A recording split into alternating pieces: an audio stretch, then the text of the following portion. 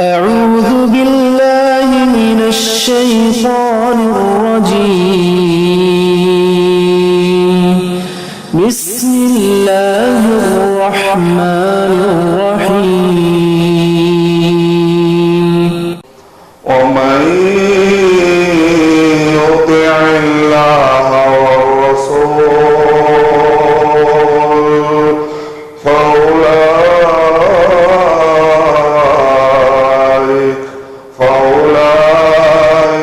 مع الذين أنعم الله عليهم من النبيين والصديقين والشهداء والصالحين وحسن أولئك رفيقا. ذلك الفضل من الله، ذلك الفضل من الله، وكفى بالله عليما.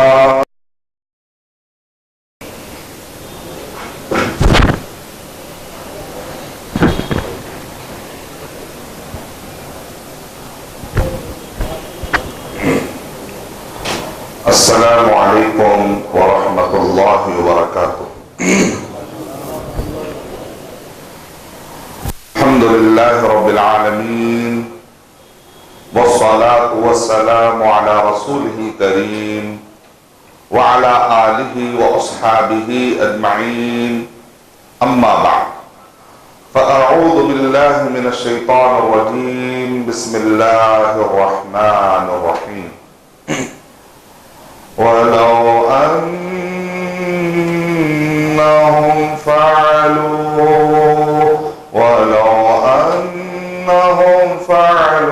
ما يوعظون به لكان خيرا لهم وأشد تثبيتا، وإذا لآتيناهم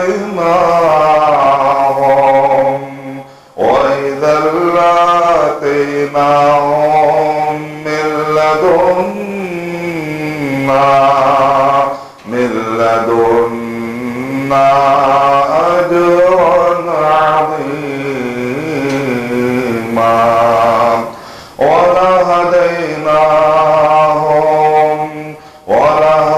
ولهديناهم صراطا مستقيما. ومن يطع الله والرسول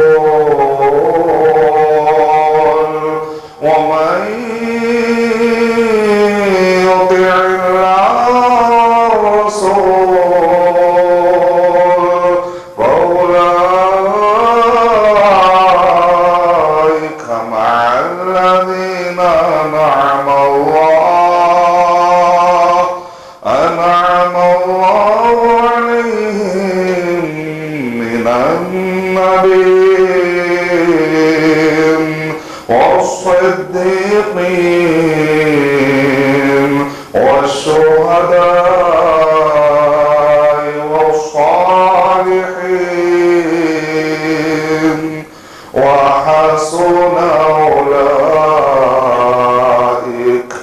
وحسن أولئك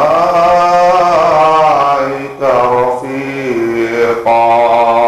ذلك الفضل من الله، ذلك الفضل من الله، وكفى بالله عليما. رب اشرح لي صدري ويسر لي أمري واحلل عقدة عقدۃ من لسانی یفقہوا قولی۔ میں سب سے پہلے اللہ سبحانہ و تعالیٰ کا شکر بجا لاتا ہوں، بے پایاں درود و سلامتی ہو محمد مصطفیٰ صلی اللہ علیہ وسلم پر، آپ کے صحابہ کرام پر، آپ کے آل بیت پر، قیامت تک آنے والے سارے مسلمین اور مومنین پر، اور اللہ سبحانہ و تعالی ہمیں پیغام اسلام پہنچانے کی توفیق عطا فرمائے۔ جس ٹاپک پر میں آپ کے سامنے سیریز پیش کرنے کی سعادت حاصل کر رہا ہوں، عظمت صحابہ اور صحابیات۔ الحمدللہ ہم نے بہت سارے صحابہ کرام کا تذکرہ کر کے اپنی سعادت حاصل کی ہے، اپنے ایمان کو بڑھانے کی کوشش کی ہے۔ تو آئیے آج ہم سلسلے کو آگے بڑھاتے ہیں، ابو ہریرہ رضی اللہ تعالیٰ عنہ کے بارے میں کچھ سنتے ہیں۔ کل عبداللہ بن عباس رضی اللہ تعالیٰ عنہ کے بارے میں بتایا گیا کہ وہ تفسیر کے باب میں اللہ تعالیٰ نے ان کو ایک خاص علم عطا کیا تھا کہ اللہ کے نبی صلی اللہ علیہ وسلم نے ان کے لیے دعا کی تھی، اللہم علمہ التنزیل وفقہہ، اللہم علمہ التعبیر وفقہہ فی التنزیل، الگ الگ کلمات کہ اللہ تعالیٰ ان کو قرآن مجید سکھا دے، ان کو علم عطا کرے اور قرآن مجید کی گہرائی، تعویل، گہرائی عطا فرمائے۔ تو ظاہر بات ہے اللہ کے نبی صلی اللہ علیہ وسلم کی جب یہ خصوصیت حاصل ہوئی تو تفسیر میں اول نمبر تفسیر میں کس کا آتا ہے؟ ابن عباس رضی اللہ عنہ۔ اب ظاہر بات ہے لوگ جب دیکھتے ہیں کہ ابن عباس رضی اللہ تعالیٰ ابن عباس رضی اللہ تعالیٰ تو بہت سارے مسلمان تاریخ میں ایسے گزرے ہیں اللہ کے نبی صلی اللہ علیہ وسلم کے نام پر حدیث گھڑنے میں ڈرتے تھے وہ لوگ، کیونکہ حدیث کیا ہے؟ من کذب علی متعمدا فلیتبوأ مقعدہ من النار۔ اگر کوئی جھوٹ اللہ کے نبی صلی اللہ علیہ وسلم پر گھڑ دے تو اپنا ٹھکانہ کہاں بنا لے؟ وہ جہنم میں بنا لے۔ تو کچھ ایسے مسلمان تاریخ میں گزرے ہیں، انہوں نے محمد صلی اللہ علیہ وسلم پر جھوٹ نہیں گھڑا، انہوں نے اپنے عباس رضی اللہ تعالیٰ کا نام پر ڈال کر کئی چیزیں گھڑ ڈالی۔ تو آپ کو پھر اگین بچنا ہے۔ بہت سارے قادیانی حضرات ایک پامفلیٹ نکالتے ہیں، اس کے اندر وہ اپنے عقیدے کے بارے میں ثابت کرنے کے لیے ابن عباس رضی اللہ تعالیٰ نے توفیہ کا معنی یہ کہا، فلاوٹ کا معنی یہ کہا، فلاوٹ۔ ہمارے لوگ دیکھتے رہے ابن عباس رضی اللہ تعالیٰ، لیکن وہ سارے روایتیں کیا ہوتی؟ من گھڑت روایتیں ہوتی۔ تو اس پر آپ کو کیئرفل رہنا، خاص طور سے آپ حیدرآباد کے میں تفسیر ابن عباس اردو میں آپ دیکھتے ہیں، ارے شیخ تو اس کی بہت تعریف کرے تھے، تفسیر ابن عباس، اگر ابن عباس رضی اللہ تعالیٰ عنہ کی تفسیر مل گئی تو وہ لے کر پڑھنا شروع کر دیتے، یہ من گھڑت تفسیر، اس سے بچنا چاہیے۔ اصل میں اس تفسیر کا نام ہے التنویر المقیاس فی تفسیر ابن عباس۔ یہ فیروز ابو لولو نامی ایک فیروز آبادی ایک بہت بڑے مجد الدین فیروز آبادی ایک بہت بڑے عالم گزرے ہیں، انہوں نے کیا کیا ایک زمانے میں ابن عباس رضی اللہ تعالیٰ عنہ سے متعلق جتنی بھی روایتیں ہیں صحیح ضعیف من گھڑا سب انہوں نے جمع کر دی۔ شاید ان کی نیت یہ تھی ہوگی کہ بعد میں صاف کریں گے، جیسا آدمی کیا کرتا ہے پہلے رف کام کرتا ہے بعد میں فیر کام کرتا ہے، لیکن بعض اوقات موقع نہیں ملتا تو بعد والے سمجھ جاتے شاید یہ عالم صاحب پورا اس کو مانتے ہیں۔ بات ایسی نہیں ہے، جیسا فضائل اعمال کے بارے میں بھی آتا ہے کہ ڈاکٹر صاحب نے امام شیخ زکریا صاحب سے کہا کہ آپ مینٹلی کوئی کام نہ کریں، تب ظاہر بات ایک آدمی جو حدیث کو پڑھنے پڑھانے والا ہے، جب ان سے کہہ دیا گیا کہ آپ ذہنی کوئی بڑا کام نہ کریں تو اپنے تکیے کے پاس فضائل اعمال کے نام سے کچھ جمع کر رہے تھے، صحیح ضعیف سب جمع کر رہے تھے۔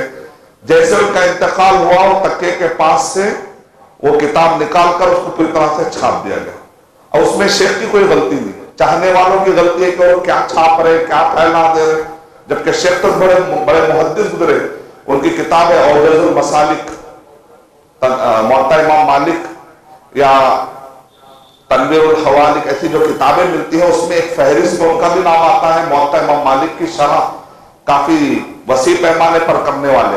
تو اس کا مطلب ایسا نہیں کہ ان کے پاس بالکل حدیث کا علم نہیں تھا، یا بعد والے لوگ کیا کرتے ہیں عقیدت میں آ کر وہ چیز کو پھیلا دیتے، اس کا علم نہیں ہوتا شیخ۔ اسی لیے جب میری ملاقات ہوئی فضائل اعمال جو تبلیغی جماعت والے حضرات بہت پڑھتے ہیں تو تو شیخ زکریا غفر اللہ لہ، تو یہ صاحب کی جب میں نے کتاب پڑھی تو اس کے اندر بہت سارے ضعیف اور من گھڑت روایتیں اس کے اندر ہیں. تو جب میں ان کے نواسے سے ملا مکے کے اندر تو میں نے کہا کہ آپ حدیث میں تخصص کر رہے ہیں اور آپ جو ہے دیکھ رہے ہیں کہ نانا کی کتاب میں کافی صحیح ضعیف من گھڑت بلکہ بعض اوقات تو عجیب عجیب واقعات واقعات ہیں، بلکہ شرک بھی ہے، بدعت بھی ہے، آپ اس کو صاف کیوں نہیں کرتے؟ تو کہا کہ میں نے صاف کر کے تیار رکھا ہے لیکن ابھی خوف ماننے کے لیے تیار نہیں، ہمارے سے بھی آؤٹ آف کنٹرول ہو چکے. تو اندازہ لگائیے آپ.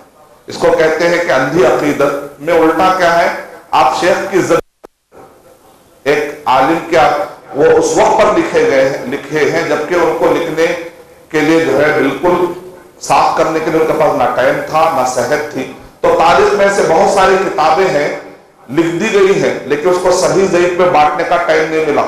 تو اس میں سے شاید یہ بھی کتاب لکھ دی گئی کبھی تفسیر ابن عباس کے نام سے، اس کے اندر من گھڑت ضعیف سب ہے. اردو میں ترجمہ جو آپ کو مل رہا ہے تفسیر ابن عباس کے نام سے، آپ اس کو یہ کہہ کر مت اٹھائیے. البتہ مدینہ یونیورسٹی میں پی ایچ ڈی اسکالرز نے الگ سے کام کیا. وہ کیا کیا انہوں نے الروایات لتفسیر ابن عباس، ابن عباس رضی اللہ تعالی عنہ کے وہ روایتیں کے لیے پائی جاتی ہیں، اس نام سے مدینہ یونیورسٹی سے پی ایچ ڈی کے اسکالرز نے روایتیں جمع کر کے تفسیر تبری کے اندر صحیح ضعیف میں بانٹا ہے. اگر آپ کو مدینہ یونیورسٹی کے کوئی عالم کے مہر کے ساتھ اگر کوئی ایسا ریسرچ والی بک ملتی ہے اور کل کے دن اگر وہ ترجمہ ہو جائے، عربی میں تو موجود ہے، اگر وہ ترجمہ ہو جاتی ہے تو وہ ایک بات ہے، وہ ایک علمی بات ہے، وہ ایک تحقیقی بات ہے. تو ذرا فرق کرتے چلے کہ ایسا نہ ہو کہ تفسیر ابن عباس بتا کر کل کے دن کوئی قادیانی یا کوئی گمراہ فرقہ آپ کو کہیں دوسری جگہ پر لے کر نہ چلا جائے. اللہ حفاظت فرمائے. تو عبداللہ بن عباس رضی اللہ تعالیٰ کا نام تفسیر میں ایک مرجع کی حیثیت ہے. تو ابو ہریرہ رضی اللہ تعالیٰ عنہ کی محنتیں بھی کچھ کم نہیں. ابو ہریرہ رضی اللہ تعالیٰ عنہ کافی اواخر میں یعنی تقریباً 5 ہجری کے بعد انہوں نے اسلام قبول کیا. یعنی اللہ کے نبی صلی اللہ علیہ وسلم کے مکے کا دور ختم ہوا نبوت کے بعد، پھر مدینہ آئے اللہ کے نبی صلی اللہ علیہ وسلم. مدینہ آنے کے بعد بھی 5 سال گزر گئے. اس کے بعد ابو ہریرہ رضی اللہ تعالیٰ عنہ ابو طفیل بن عمر الدوسی رضی اللہ تعالیٰ عنہ کی محنتیں اور دیگر کی محنتوں کے بعد یمن کی پٹی پر، سعودی عرب اور یمن کے درمیان جو پٹی ہے وہاں پر ایک الدوس قبیلہ دوس رہا کرتا تھا. ابو ہریرہ رضی اللہ تعالیٰ عنہ کہا کہ ہے قبیلہ دوس کے، یعنی یمن کے. اللہ کے نبی صلی اللہ علیہ وسلم کہتے تھے الایمان یمان والحکمت یمان، ایمان تو یمن والا ہے اور حکمت بھی ان کے پاس مقدار میں. اور جب ابو ہریرہ رضی اللہ تعالیٰ عنہ آئے تو اللہ کے نبی صلی اللہ علیہ وسلم نے کافی گرم جوشی کے ساتھ ان کا استقبال کیا.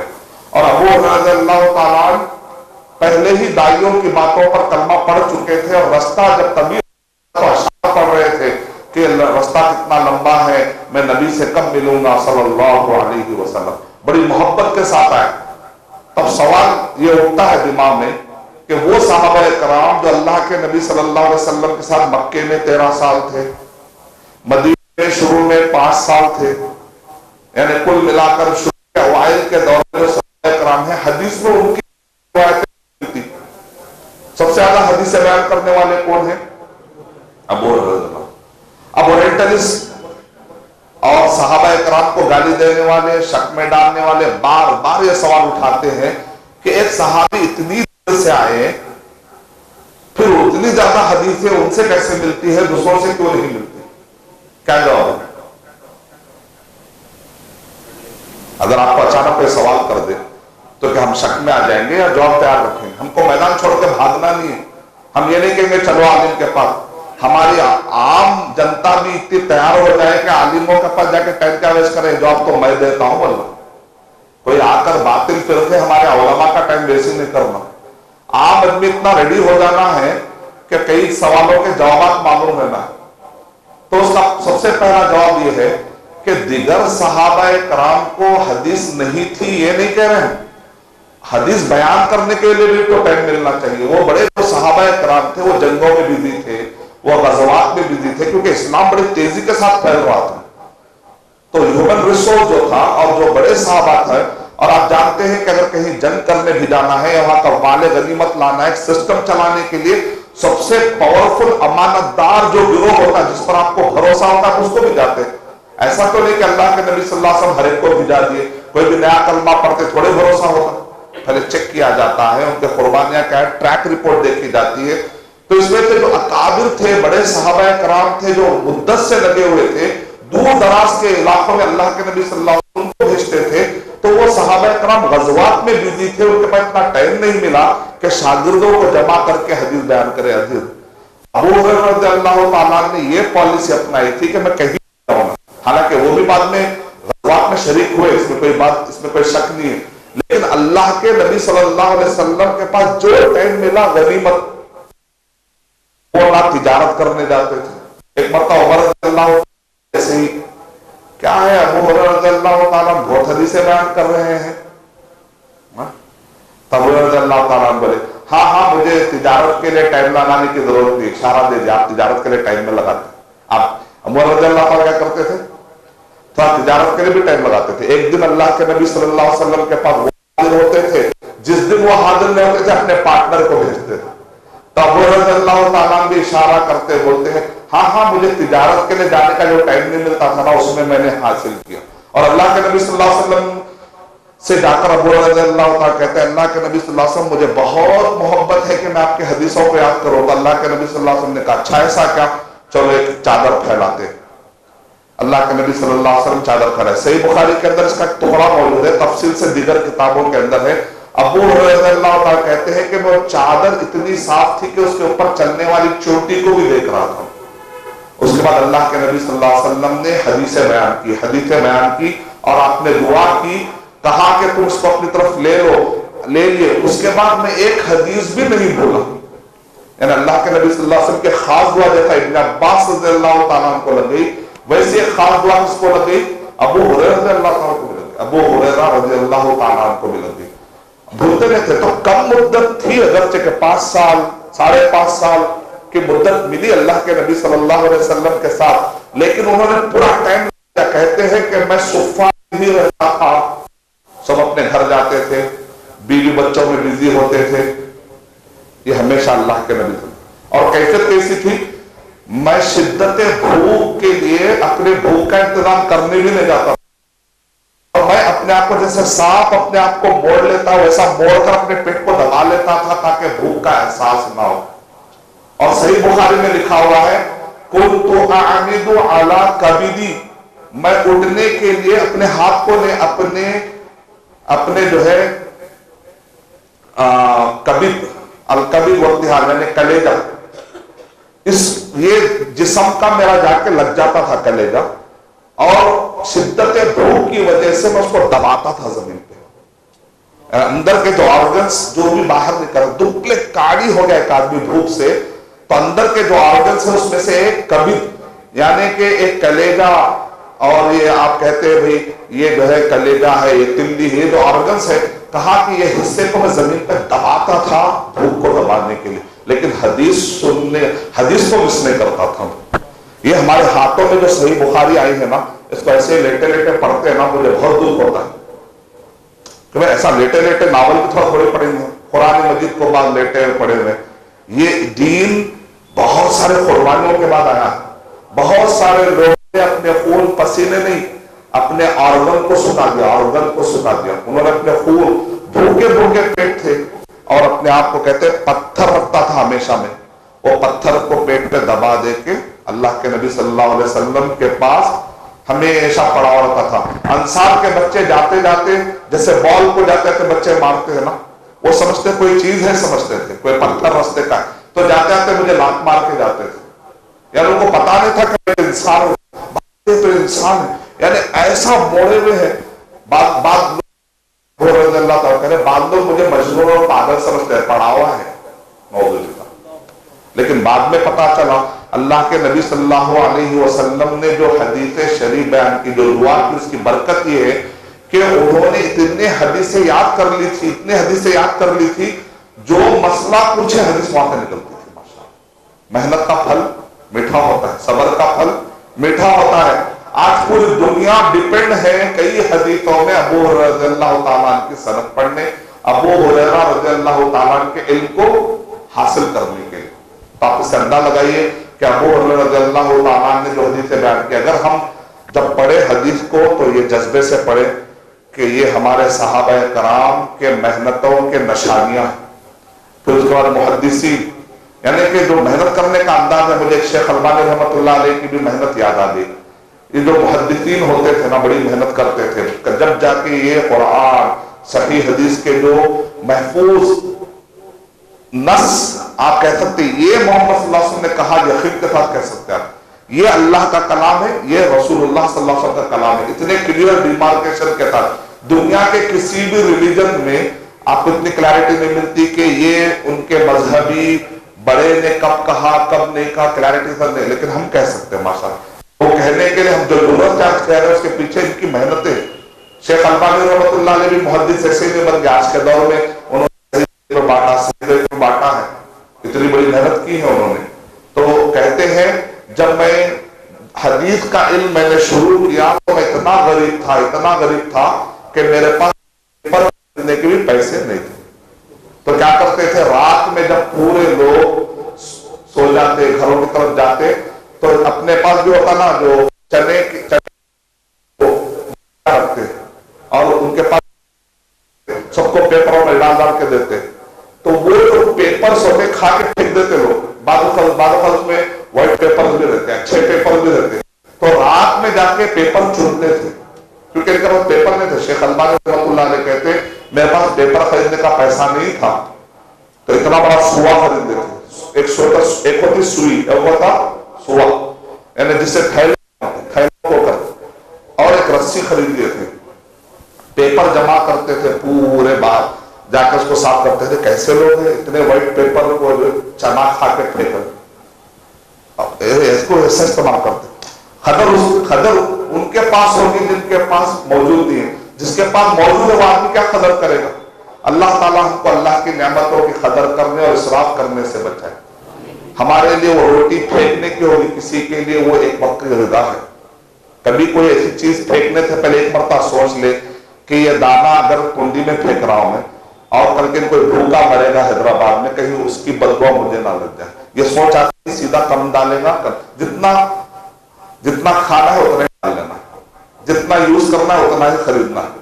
اس کے زیادہ خرید کے رکھ کے پیسے ویسٹ نہیں کرنا. اگر خریدنی ہے تو جو زائد کسی غریب کو پکڑ کے بولے بھی آپ پہن لو، یہ کپڑا آپ لے لو، یہ بہت کپڑے زیادہ ہو گئے، خالی رکھنے کے بجائے ویسٹ مینجمنٹ. تو شیخ البانی رحمۃ اللہ علیہ اس کو لا کر، اس کو سی کر، پیپر بنا کے اس پہ لکھتے تھے. کیا لکھے؟ 12 جلدوں میں جانتے ہیں، المغنی عن حمل الاسفار. یہ امام غزالی رحمۃ اللہ علیہ کی کتاب ہے احیاء علوم الدین. اس کی تخریج کیے تھے علامہ زین الدین العراقی. علامہ زین الدین العراقی رحمۃ اللہ علیہ نے 12 جلدوں میں جو تخریج کی، اس کتاب کو شیخ البانی رحمۃ اللہ علیہ نے سب سے پہلے 12 والیوم لکھے ہاتھ سے.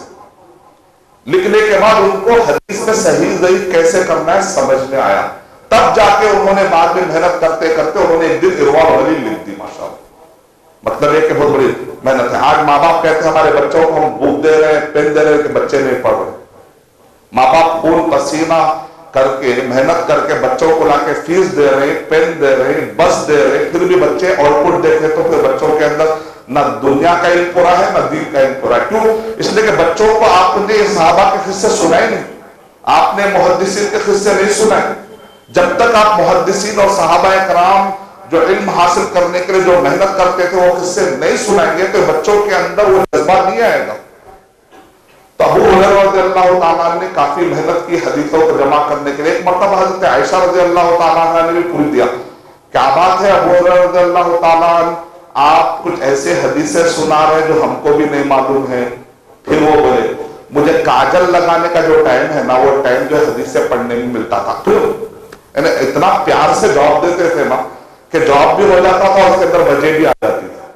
یعنی کبھی سوالات اٹھتے تھے، تاریخی کتابوں میں سب ہمیں واقعات ملتے ہیں. ابو ہریرہ رضی اللہ تعالیٰ پہ کبھی سوال ازرا ہے ایسے ہی، کیا ہے ایسا ہے، تو ان کے پاس ایک خاص قسم کا. لیکن بات کے اورینٹلسٹ نہیں، واقعات کو جمع کر کے تاریخ اتنا وہ صحیح ہے ضعیف ہے کچھ چیک نہیں کرتے، اس کے پر انہوں نے اعتراض کر دیا. اب اس دور میں خطرناک کتاب لکھی گئی.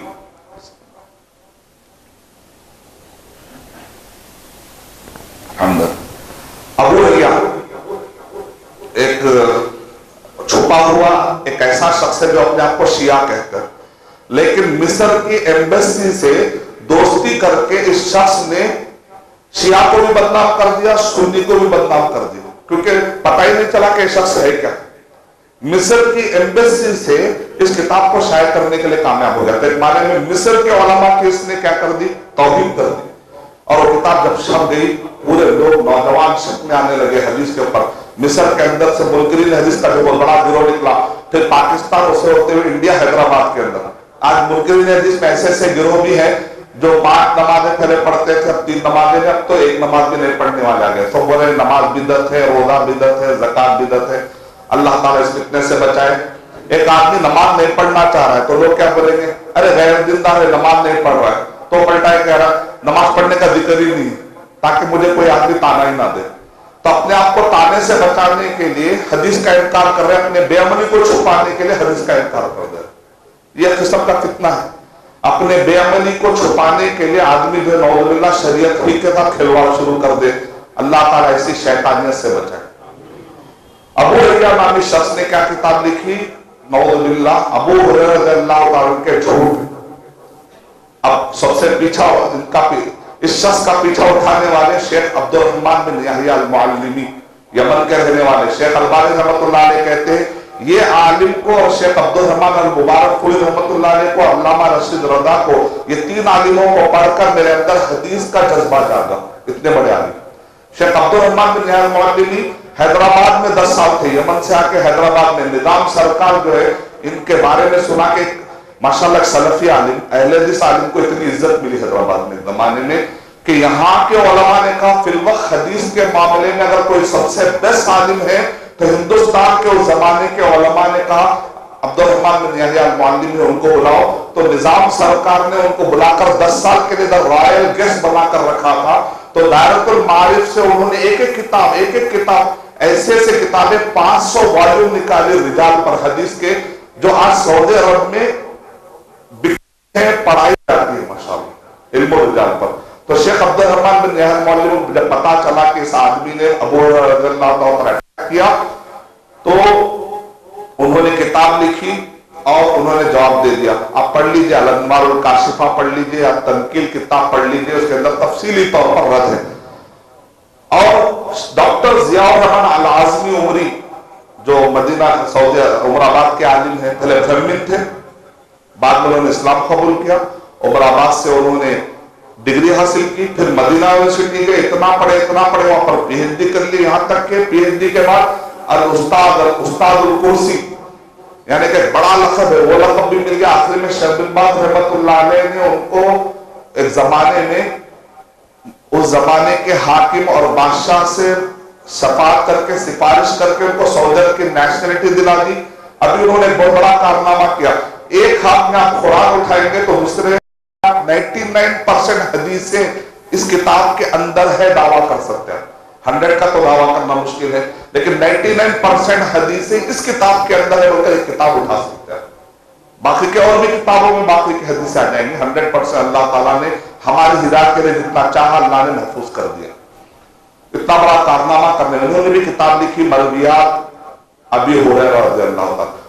شیخ نے مجھے کتاب گفٹ میں دی. جب میں مدینہ پڑھتا تھا تو شیخ نے مجھے کتاب گفٹ میں دی اور اس کے اوپر انہوں نے ایک سند لکھ کر دی. کہا کہ ابو ریا جب مر رہا تھا، ابو رضی اللہ تعالیٰ کے خلاف جس نے کہا، ابو ریا نام ہے، ابو ریا، یہ شخص جب مر رہا تھا تو وہ دیوار کی طرف دیکھ رہا تھا، ایسا لگتا ہے جیسا کہ ابو رضی اللہ تعالیٰ آگے اور کہہ رہا ابو ابو ابو ابو کہہ کے مر گئے.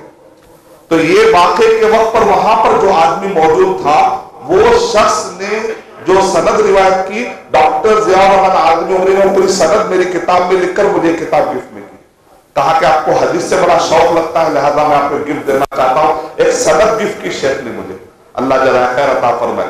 اہل علم سے پیسے نہیں لے جاتے، اہل علم سے سند اور علم لی جاتی. اللہ سبحانہ و تعالی ہم کو اہل علم کی قدر کرنے کی توفیق عطا فرمائے. ابو ہریرہ رضی اللہ عنہ، اگر میں انہی کے بارے بتاؤں تو پوری مجلس کے مجلسیں نکل جائیں گی، میں یہ اس پہ اتفاق کرتا ہوں. آگے بڑھتے ہیں. عبداللہ بن عمر بن عاص رضی اللہ تعالیٰ، ان کی خصوصیت کیا تھی؟ یہ یاد کرنے کے ساتھ ساتھ لکھنے پر بھی توجہ دیتے. پانچ صحابہ کرام نے ان سے کہا آپ ہر چیز لکھ لیتے ہیں. اللہ کے نبی صلی اللہ علیہ وسلم کبھی غصے میں بھی ہو سکتے ہیں. اللہ کے نبی صلی اللہ علیہ وسلم کا جو غصہ تھا وہ انا والا نہیں تھا، اس کو کہتے ہیں الغضب المحمود، الغضب المذموم. ایک ہوتا برا غصہ، ایک ہوتا اچھا غصہ. اچھا غصہ وہ ہوتا ہے جس کے پیچھے خیر خواہی ہوتی ہے، جس کے پیچھے نصیحت کا مقصد ہوتا ہے. وہ غصہ برا ہے جو انا کی بنیاد پر ہو. شریعت ٹوٹ رہی ہے، اصلاح کرنا مقصد ہے، تو اللہ کے نبی صلی اللہ علیہ وسلم غصے میں بھی آتے تھے. وہ غصہ اگر ہو تو جائز ہے. تو اللہ کے نبی صلی اللہ علیہ وسلم الگ الگ حالات میں ہوتے ہیں. ہو سکتا ہے اللہ کے نبی صلی اللہ علیہ وسلم کہے اور تم لکھ رہے ہو تو عبداللہ بن عمر بن عاص رضی اللہ تعالیٰ اللہ کے نبی صلی اللہ علیہ وسلم سے جا کر پوچھتے ہیں اے اللہ کے نبی صلی اللہ علیہ وسلم میں آپ کی حدیثیں لکھ رہا ہوں تاکہ بھول نہ جاؤ بعد میں، ایکوریسی رہے. تو اللہ کے نبی صلی اللہ علیہ وسلم نے کیا کہا؟ اکتب فوالذی لا یخرج من فی واشار الی فی الا الحق، کہ کہا کہ اے عبداللہ بن عمر بن عاص رضی اللہ تعالیٰ آپ لکھ لیا کیجئے، اور اللہ کی قسم ان ہونٹوں سے آپ نے اشارہ کیا اپنے منہ کی طرف، اس منہ سے نہیں نکلے گا سوائے حق کے.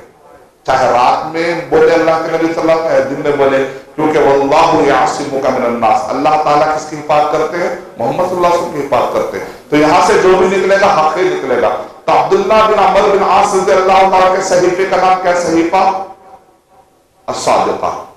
اس کا مطلب بعض لوگ کہتے ہیں امام بخاری رحمۃ اللہ علیہ آ کر لکھے. ہم کہہ رہے ہیں کہ صحابہ کرام کے زمانے میں بھی لکھنے کا رواج موجود تھا. اور یہ صحیفے امام بخاری رحمۃ اللہ علیہ نے جب صحیح بخاری لکھی تو کئی صحابہ کے صحیفے اس کے اندر ہیں. صحیح بخاری کے اندر کئی صحابہ کے صحیفے ہیں. صحیح بخاری کے اندر کئی تابعین کے ہاتھ کے لکھے صحیفے ہیں اس کے اندر. امام بخاری رحمۃ اللہ علیہ کہتے ہیں جب میں صحیح بخاری لکھ رہا تھا تو 2 میناروں کی شکل میں صحابہ اور تابعین کے لکھے ہوئے صحیفے موجود تھے. امام بخاری رحمۃ اللہ علیہ سے پہلے کون ہے؟ امام احمد بن حنبل رحمۃ اللہ علیہ. مسند احمد بن حنبل صحیح بخاری سے پہلے کے بعد میں؟ پہلے کی استاد. اور صحیح بخاری میں 7,000 کوئی زائد حدیث ہے. مسند احمد بن حنبل میں کتنے حدیث ہیں؟ 40,000. تو پہلے اس کا مطلب امام بخاری رحمۃ اللہ علیہ سے پہلے لکھنے کا رواج تھا. لوگ غلط فہمی میں ڈالتے ہیں، شک میں ڈالتے ہیں، معلومات نہیں ہے، بھولے بھالے لوگ عوام باتوں میں آ جاتے ہیں. ان سے پہلے امام احمد بن حنبل رحمۃ اللہ علیہ سے پہلے امام شافعی رحمۃ اللہ علیہ 10 واجب میں مسند الشافعی موجود ہے رحمۃ اللہ علیہ. لکھنے کا رواج تھا. امام شافعی رحمۃ اللہ علیہ سے پہلے امام مالک رحمۃ اللہ علیہ. امام مالک رحمۃ اللہ علیہ کہتے ہیں میرے مرنے کے بعد اب تم کو جو ہے امام شافعی سے بہتر کوئی عالم نہیں ہے، میں تم کو ایک بہترین عالم چھوڑ کر جا رہا ہوں دنیا میں. اور امام مالک رحمۃ اللہ علیہ نے بھی حدیث کی کتاب لکھی. نام کیا ہے؟ موطا. موطا امام مالک، نام یاد رکھنا. امام مالک رحمۃ اللہ علیہ شاگرد ہے امام زہری رحمۃ اللہ علیہ کے. امام زہری رحمۃ اللہ علیہ کے 500 شاگرد بھی لکھا کرتے تھے. وہ پورے کے پورے صحیفے موجود ہے. امام زہری رحمۃ اللہ علیہ نے صحابہ کرام سے جو جمع کیا صحیفہ جابر رضی اللہ تعالیٰ برلن جرمنی کی میوزیم میں ہاتھ کا لکھا موجود. بحرین میں تو جب یوں ہی گیا تھا تو مجھے خواہش میں ابو ہریرہ رضی اللہ تعالیٰ کے شاگرد حمام بن منبہ نے جو لکھا ہے نا، ابو ہریرہ رضی اللہ تعالیٰ سے مل کر کہے کہ ہم آپ کے حدیثیں لکھ لینا چاہ رہے ہیں. تو انہوں نے شاگردوں سے کہا تم لکھو. تو جب وہ لکھ لیے وہ نسخہ مجھے دیکھنے کی بڑی خواہش تھی تو ماشاءاللہ مجھے یوں ہی میں ملا. میں نے جو ہے نا پیسے دے کر ان کو لے لیا. میں جہاں بھی جاتا تھا پیسے رہتا. الحمدللہ میرے پاس 1 ٹیرا بائٹ ہاتھ کے لکھے بکس ہیں. 1 ٹیرا بائٹ یعنی ویڈیو رہا تو جلدی بھر جاتا، ٹیکسٹ جو ہے نہیں بھرتا جلدی. لاکھوں کی تعداد میں ہاتھ کے لکھے نسخے جو میں نے الحمدللہ اللہ کے حکم سے فری میں askislampedia.com میں نے اپلوڈ کر دیا ہے. دنیا میں کوئی بھی عالم کہیں سے بھی کلک کرے انشاءاللہ ان کے پاس صحیح بخاری اور صحیح مسلم کے 26 ہاتھ کے لکھے نسخے موجود ہیں. یعنی پرنٹ کا زمانہ اب شروع ہوا، پہلے تو لکھنے کا تھا نا. शागिर्द लिखते थे, वो पूरे अल्हम्दुलिल्लाह आज इस्लाम पीडिया पर मैंने अपलोड कर दी। तो दुनिया भर कर लाता था, इसको वेबसाइट पर डाला है ताकि लोगों में कल के कोई ये ना कहे भाई आपके पास तो जो प्रिंट सही बुखारी है ना, असली सही बुखारी के दरमियान हो सकता मैच ना करे, कोई आदमी पूछ सकता, तो हम बोलेंगे असली भी मौजूद है, चेक कर लीजिए। शेख सफी और रहमान मुबारकपुरी रहमतुल्लाह अलैह जब बहरीन गए तो म्यूजियम खोल के उनको बताया गया, बहरीन की म्यूजियम में इमाम बुखारी रहमतुल्लाह अलैह के हाथ का लिखा हुआ नुस्खा मौजूद है। अब उन्होंने चेक करके कहा कोई हदीस का फर्क नहीं, माशाअल्लाह। प्रिंट देख लीजिए, वो देख लीजिए, अल्हम्दुलिल्लाह हमारे हदीस महफूज है, इत्मीनान के लिए मैं आपको बता रहा हूँ। चलिए बात आगे बढ़ती है। तो अबू हुरैरा रज़ियल्लाहु ताला और अब्दुल्लाह बिन अमर बिन आस रज़ियल्लाहु ताला, अबू हुरैरा रज़ियल्लाहु ताला का नाम क्या है? कई नाम बताए गए, लेकिन सबसे ज्यादा मशहूर नाम अब्दुर्रहमान बिन सखर अद-दौसी। पहले का नाम कहा जाता अब्दुल शम्स था, बदल दिया गया। अबू हुरैरा माने बिल्ली वाले, बाप ने, अबू का माना बाप नहीं आता, वाला भी आता है, यानी ये इनके पास ये जो अस्तीन है बड़ी थी, इसमें एक बिल्ली रख लेते थे, उनको बहुत बिल्ली पसंद थी, ये बिल्ली रख लेके आते थे, म्याओ म्याओ।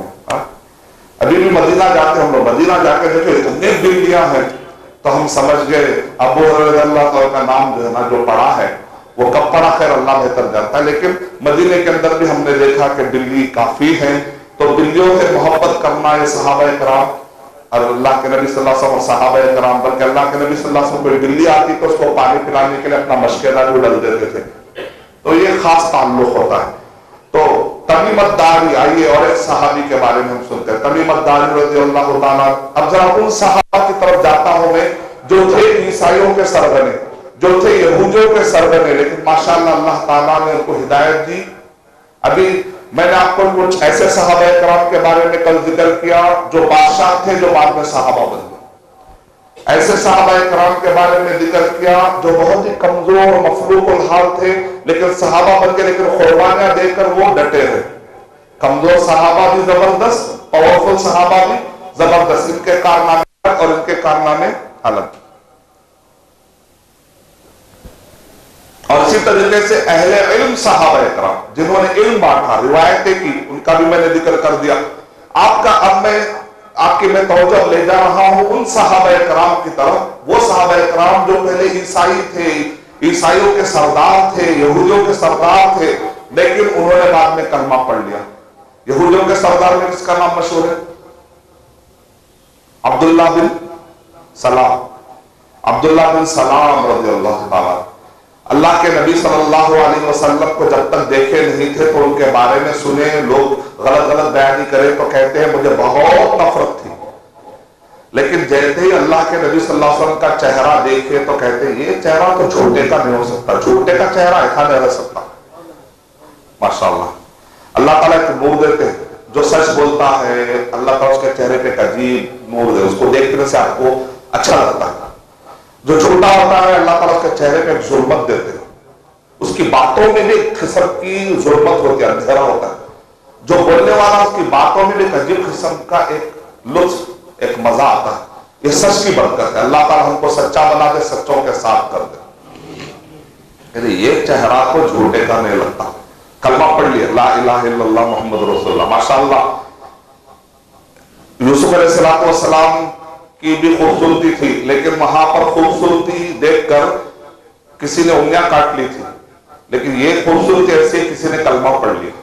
मतलब अल्लाह के नबी सल्लल्लाहु अलैहि वसल्लम हर मसले में आगे, माशाअल्लाह हर मसले में आगे हैं। सहाबा इकराम के दरमियान हम कंपैरिजन गिराने के लिए नहीं करते, लेकिन किसी की फजीलत है तो बयान कर सकते। ला नुफर्रिकु बैना अहदिन मिन रुसूलिही, हम फर्क नहीं करेंगे, लेकिन जो फजीलत है, जो मर्तबा बता देंगे, बस किसी को गिराए बगैर, किसी को गिराए बगैर। तो अल्लाह के नबी सल्लल्लाहु अलैहि वसल्लम के चेहरे को देखकर एक आदमी माशाअल्लाह कलमा पढ़ा, जहन्नम से बच रहा है। यानी आपके एक अदा में जो लोगों की हिदायत छुपी हुई थी। अल्लाह ताला हमको हर अदा के पीछे चलने की तौफीक अता फरमाए। अब्दुल्लाह बिन सलाम रज़ियल्लाहु ताला कहते हैं जब मैं पहली मुलाकात किया तो अल्लाह के नबी सल्लल्लाहु अलैहि वसल्लम जो बात कर रहे थे वो मुझे याद रह गई। सही मुस्लिम में पढ़ते, आप सही बुखारी में पढ़ते हैं, तो अल्लाह के नबी सल्लल्लाहु अलैहि वसल्लम सब लोगों से 3 बातें कर रहे थे, मुझे तालीमात अच्छी लगी। क्या थी वो 3 तालीमात? अफ़शुस सलाम, सलाम को आम करो, अतईमुत ताम, खाना खिलाओ। माशाल्लाह खाना खिलाना एक अच्छी चीज है। रमजान में आप कोशिश करिए कि कम से कम कुछ लोग तो आपके पैसों से खाना खाएं। कुछ रोजेदार, गरीबी नहीं, दो भी हो सकता है, गरीब ही नहीं, दो गरीब को खिलाते हैं, यतीम को खिलाते हैं, ढूंढ कर वाकई जो गरीब है या उसके घर में अनाज डाल दे सकते हैं पूरे महीने का तो डाल दीजिए। आप खाना खिलाओ। और वसल्लु बिल्लैलि वन्नासु नियाम, और तुम नमाज पढ़ो जब रात में, जब लोग सो रहे हो। ये तीन चीजें करो तदखुलुल जन्नत बिसलाम, सलामती के साथ जन्नत में दाखिल हो जाओ। तो अब्दुल्लाह बिन सलाम रज़ियल्लाहु अन्हु, जब से मैं सुना हूं मैंने इसको अपनी आदत बना लिया। सहाबा किराम सुनते थे अमल करने के लिए से, और मैं रोज मैं एक आयत पढ़ रहा हूं, गौर करें, आते ही एक आयत पढ़ता हूं मैं खैरत से। वो आयत में क्या, वलो अन्नहुम फअलू मा युअदून, जो नसीहतें हो रही है अगर लोग उस पर अमल करना शुरू कर देंगे तो इनके लिए बेहतर है। अल्लाह ताला कुरान में कहते हैं, यानी वादो नसीहत सिर्फ सुनने के लिए नहीं है, ये कोई शायरी की महफिल नहीं होती कि नुक्ते बयान किए जाए और लोग वाह वाह करें, नहीं, अमल करने के लिए होता है। तो साहबा इकराम जो भी सुनते थे अपना अमल भी अमल करने के लिए। इमाम अहमद बिन हंबल रहमतुल्लाह अलैह क्या करते, मुस्नद अहमद बिन हंबल में कोई भी हदीस दाखिल करते तो पहले उस पर अमल करते, उसका दाखिल करते। तरीका है हदीस को, हम तो बहुत सारे हदीसें लिख रहे हैं, बहुत सारे हदीसें सुन रहे हैं। इमाम अहमद बिन हंबल रहमतुल्लाह अलैह कह रहे, मैं हदीस उस वक्त पर लिखता था जब कोशिश करता हूं कि उस पर अगर अमल कर सकता हूं तो अमल करूं। तो एक मर्तबा जो है हदीस मिली कि हिजामा करना, हिजामा कपिंग, अब उनको जरूरत तो नहीं है लेकिन कहा नहीं हदीस है तो अमल करेंगे। तो ढूंढकर जो है बोले मेरा हिजामा करते क्या, कपिंग यानी कि फासिद खून, गंदा खून जिस्म से निकाल देते, उसमें काफी बेनिफिट्स हैं। साइंसदान कहते हैं हमको रीजन नहीं मालूम हो रहा है कि ये बीमारियां जाती कैसी है, लेकिन कपिंग के बाद कई बीमारियां चले जाती। हसन को दुआ है मोहम्मद सल्लल्लाहु अलैहि वसल्लम, जब आदमी सुन्नत की नियत से लगाता है, खाली ऐसे ही निकाल लिया तो शायद उतना असर नहीं होगा। सुन्नत की नियत से आप कपिंग कराइए, आप बोलेंगे इससे इसका कोई रिलेशन नजर नहीं आ रहा लेकिन ये बीमारी चले जा रही, दुआ लग रही है। वो दुआ की दुनिया मोमिन जानता है। तो कहते हैं उनको उन्होंने 2 दिरहम दिए। तो शख्स ने कहा, कपिंग कराने वाले ने, मेरी उजरत तो 1 ही दिरहम है। कहा कि एक उजरत तुम्हारे काम की और एक उजरत सुन्नत पर अमल करने के, मदद करने के, तुमने जो मदद की कि एक सुन्नत पे अमल किया उसका अलग दिरहम। कितनी इज्जत करता है अल्लाह ताला, हमको भी हदीसों की इज्जत करने वाला। अरे भाई अबू हुरैरा रज़ियल्लाहु अन्हु जो कुर्बानी देकर हदीस जमा किए, कम से कम इस कुर्बानी की वजह से तो हदीस पर एतराज मत करो। हदीसों में एतराज करने से पहले एक मरतबा तो सोच लो कितनी कुर्बानियों के बाद हदीसें आई हैं। यहाँ बैठे बैठे सिगरेट पीते पीते मुझे ऐसे ऐसे मुनकिरीन हदीस मिले हैं और खतरनाक बैठे हुए। मेरठ में गया था मैं, हम जानते हैं कौन है, गल्फ खेलने जाते, खाली गोल्फ खेलते यानी कि करोड़पति। मैंने कहा चलो अल्लाह ताला आपको माल दे दे। फिर बैठे पूरे लहर से, बोले आपको मुझे दिल्ली क्या मिलना है, आपका प्रोजेक्ट सुनाइए। प्रोजेक्ट सुनने के बहाने बुलाया गया, लेकिन वहां गया तो पता चला कि वो लोग पूरे किताबें लेकर पूरे इंतजार में थे मुझसे डिबेट करने के लिए। मैं समझ गया फौरन जाते यहाँ कुछ प्रोजेक्ट सुनने का नहीं है, यहाँ पर कुछ हदीस पर एतराज, क्योंकि पूरे शेख करे हुए ताजे बैठे हुए थे। समझ गया मैं हदीस के इनकार का, हदीस की किताबें हाथ में, और फिर ये हाल मतलब हदीस को मानने वाले नहीं दिख रहे बल्कि हदीस का इनकार करने वाले, तभी तो हदीस लेकर ऐसा बैठे। एतराज। उसके बाद जो कह रहे यहां पर जो भी मौलवी आया 5 मिनट से ज्यादा टिकाने भाग गया हो, आप जो है 2 घंटे से बैठे हुए ताज्जुब है। और कई चीजें वो लोग दिन जो है ना, मैं उनकी किताब से बता रहा था, तुम्हारे मुल्क के हदीस का पुराने मस्जिद, तो मतलब आपको तैयारी करना है, कभी भी अचानक मैदान खाली नहीं हो सकता। वो कहते हैं उनके हदीस से ताज्जुब करेंगे आप। यहाँ के हैदराबाद के मुल्क के हदीस तो ये है जो अरकान इस्लाम का इनकार कर रहे हैं, वो लोग अरकान ईमान उनके पास 5 है, तब्दील का इनकार है, कह रहे तब्दील कोई चीज है ही नहीं। इस ईमान के कितने अरकान है? 6। आप बिल्लाही व मलाइकती व कुतुबिही व रुसुलिही वल यौमिल आखिर व क़द्रि खैरिही व शर्रिही, अल्लाह पर ईमान लाना, फरिश्तों पर ईमान लाना, रसूलों पर ईमान लाना, किताबों पर ईमान लाना, आखिरत के दिन पर ईमान लाना, तकदीर के अच्छे और बुरे होने पर ईमान। उनका सिर्फ 5 ही अरकान। कह रहे आप जो है ना हदीसों के मानने वाले, आपके पास ये 6, अल्लाह सुब्हानहू व तआला हमें गुमराही से बचाए, کیا کیا تمہارا ایک دن تو یہ لوگ بولیں گے اللہ بھی ہے یا نہیں، شک کر دیں گے نعوذ باللہ، یہ تو ایک سے ازم کی طرف نکل رہے ہیں۔ تو یہ جو ہمارے پاس عبداللہ بن سلام رضی اللہ تعالیٰ دیکھتے ہی کہہ رہے ہیں اللہ کے نبی صلی اللہ علیہ وسلم نے مجھے تین چیزیں بیان کی اور میں نے اس کو اپنی عادت بنا دیا۔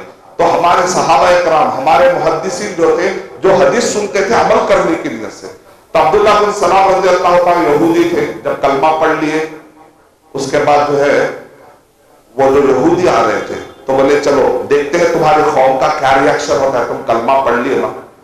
پوچھا گیا یہودیوں سے، عبداللہ بن بعد یہودی قافلے آئے، عبداللہ بن سلام رضی اللہ تعالیٰ کے بارے میں تمہارا کیا خیال ہے؟ تو وہ لوگ بولے وہ تو ہمارے سردار ہیں، وہ بڑے ہیں، یہ ہے، بہت تعریف۔ آپ کو معلوم ہے انہوں نے کلمہ پڑھ لیا ہے؟ تو یہودی فرمایا اس سے بدتر کوئی انسان نہیں ہے، دیکھو اتنا جلدی پڑھ گئے۔ بس ایسے کٹر کے سردار کو اللہ نے ہدایت دی۔ اللہ جس کو چاہے ہدایت دے سکتا ہے، بشرطے کہ بندہ کیا کرنا، تڑپ پیدا کرنا۔ وَيَهْدِي إِلَيْهِ مَن يُنِيبُ، اللہ ہدایت کس کو دیتا ہے؟ جو تڑپ رکھتا ہے۔ فَلَمَّا زَاغُوا أَزَاغَ اللَّهُ قُلُوبَهُمْ، جو ٹیڑھا راستہ اختیار کرتا اللہ تعالیٰ اس کو بھٹکا دیتے۔ اللہ ہم کو وہ ٹیڑھے پن سے بچائے، اللہ ہمارے اندر تڑپ ڈال دے تاکہ ہم ہمیشہ دعا کریں ربنا لا تزغ قلوبنا بعد إذ هديتنا وهب لنا من لدنك رحمة إنك أنت الوهاب۔ عیسائیوں کے سردار میں کلمہ پڑھنے والوں کا نام یاد ہے؟ تمیم الداری رضی اللہ عنہ، اور عدی بن حاتم، سرما، یہ ان کے بڑے بڑے سردار ہیں۔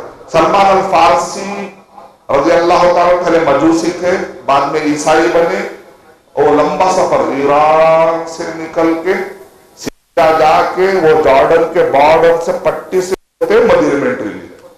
اتنے درمیان میں کئی مذاہب بدلتے ہوئے آئے، پہلے مجوسی تھے، بعد میں ان کو دیکھے کہ کوئی عیسائی، ارے یہ اچھا لگ رہا ہے، لوگ ادھر چلے گئے۔ کچھ دن رہے لیکن دیکھے کہ وہ بے عمل تھا، لوگوں کے پیسے کھاتا تھا، پھر وہاں سے کسی طرح سے بچا کے پھر دوسرا جو عیسائی ملا، یہ ذرا اچھا تھا، پیسے نہیں کھاتا تھا لوگوں کے، لیکن اس نے ایک پیشہ گوئی کر دی سیریا کے پاس۔ سیریا کے جو عیسائی ہے اس نے کہا ایک محمد صلی اللہ علیہ وسلم آنے والے ہیں، ایک آخری نبی آنے والے ہیں، ہم ان کے انتظار میں ہیں۔ تب سلمان فارسی رضی اللہ تعالیٰ جو بھی کلمہ نہیں پڑھے تھے، اچھا مجوسی بھی غلط، عیسائی بھی غلط، اس کا مطلب کوئی اور ایک بھی ہے جو آنے والے، اصل معاہدہ نہ ان کو سمجھ گئے، اشارہ عقل مند کے لیے اشارہ کافی۔ بولے وہ ہے کون؟ نشانیاں بتا دی گئی، ان کے پیٹھ پر مہر نبوت رہے گا، یعنی اللہ کے نبی صلی اللہ علیہ وسلم کے پیٹھ پر ایک ایسی علامت جس کے ذریعے سے پہچان لیا جاتا ہے۔ تو سلمان فارسی رضی اللہ تعالیٰ عنہ کو پتا چل گیا کہ وہ نبی جو ہوگا نا وہ صدقہ نہیں کھائے گا۔ پہچاننے کا طریقہ کیا ہے؟ نشانوں میں کہ کھجوروں کے ایرے میں آئے گا، اس لیے بعد عیسائی جو یہودی تھے سیریا میں تھے، بعد عیسائی اور یہودی مدینے کے پاس آ گئے، کیونکہ ان کے پاس جو کتابیں تھیں اس کے حساب سے یہ ہے کہ کھجوروں کی جگہ پر ہوگا، تو کھجوریں زیادہ یا تو سیریا میں یا تو مدینے کے پاس ہے۔ کچھ ادھر مکے کی طرف بھی ٹہل کے جاتے تھے، ادھر بھی کچھ کھجوریں ہیں کیا، تھوڑے یمن کی طرف آتے تھے، اسی لیے یہ ایریا میں بہت زیادہ عیسائی تھے اس زمانے میں۔ آخری میں جب مکہ اور مدینہ یہ ایریا میں اللہ کے نبی صلی اللہ علیہ وسلم، ہجرت کے بعد اللہ کے نبی صلی اللہ علیہ وسلم کہاں پر ہے؟ مدینہ ہے۔ تب سلمان فارسی کہتے ہیں مجھے پوری خواہش تھی کہ سیریا سے نکل کے میں ادھر آ جاؤں، سیریا سے نکل کے میں ادھر سائڈ آ جاؤں۔ تو ایک قافلہ جا رہا تھا تاجروں کا، کہاں جا رہے ہیں؟ تو بولے ہم لوگ وہ مکہ مدینہ حجاز کی طرف جا رہے ہیں۔ ارے اچھا موقع ہے، مجھے بھی لے کر چلو، میں بھی تجارت کروں گا۔ معاہدے کر کے آئے، یہاں پر آنے کے بعد بولے مکے میں جا کے میں نے سنا ہے محمد صلی اللہ علیہ وسلم آ گئے، ان کے آنے کا ٹائم ہے، آ چکے، خبر ملی ہے۔ وہ تاجروں نے کہا نہیں تجارت کرنے کے لیے ایسے کاموں میں نہیں جانا، اب کیا کرنا؟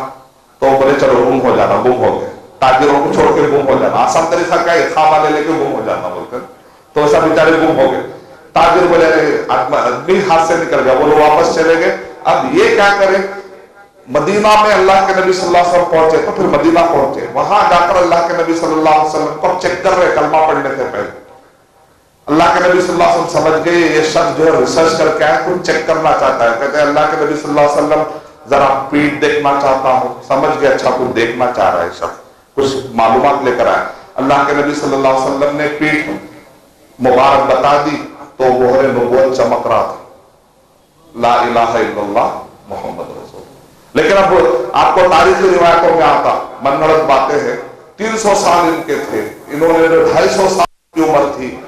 तो बाद उलमाए कराम ने ये कहा कि ये मनगढ़ंत है, ऐसा कोई नहीं है, यहां तक भी कह दिया। बाद उलमाए कराम ने कहा कि मुमकिन है, अगर हो भी तो हम इनकार नहीं करेंगे। अगर कोई कल के साबित कर दे कि भाई मुझे रिवायतें मिली है, तो इब्न हजर रहमतुल्लाह अलैह कहते हैं अगर ऐसा कभी मिल जाए, अभी तक तो नहीं मिला, अभी तक तो कोई भी ऐसा प्रूफ नहीं मिला, अगर कल के कोई प्रूफ मिल भी जाए तो हम ये सोचेंगे अल्लाह जिसको चाहे रखना चाहे रख सकता, हम कौन होते रोकने वाले, इसलिए हद से मान लेंगे। लेकिन कोई ऐसी रिवायत मुझे नहीं मिली। शक जाहिर किया इब्नुल जौज़ी रहमतुल्लाह अलैह ने, शक जाहिर किया इमाम ज़हबी रहमतुल्लाह अलैह ने, शक जाहिर किया।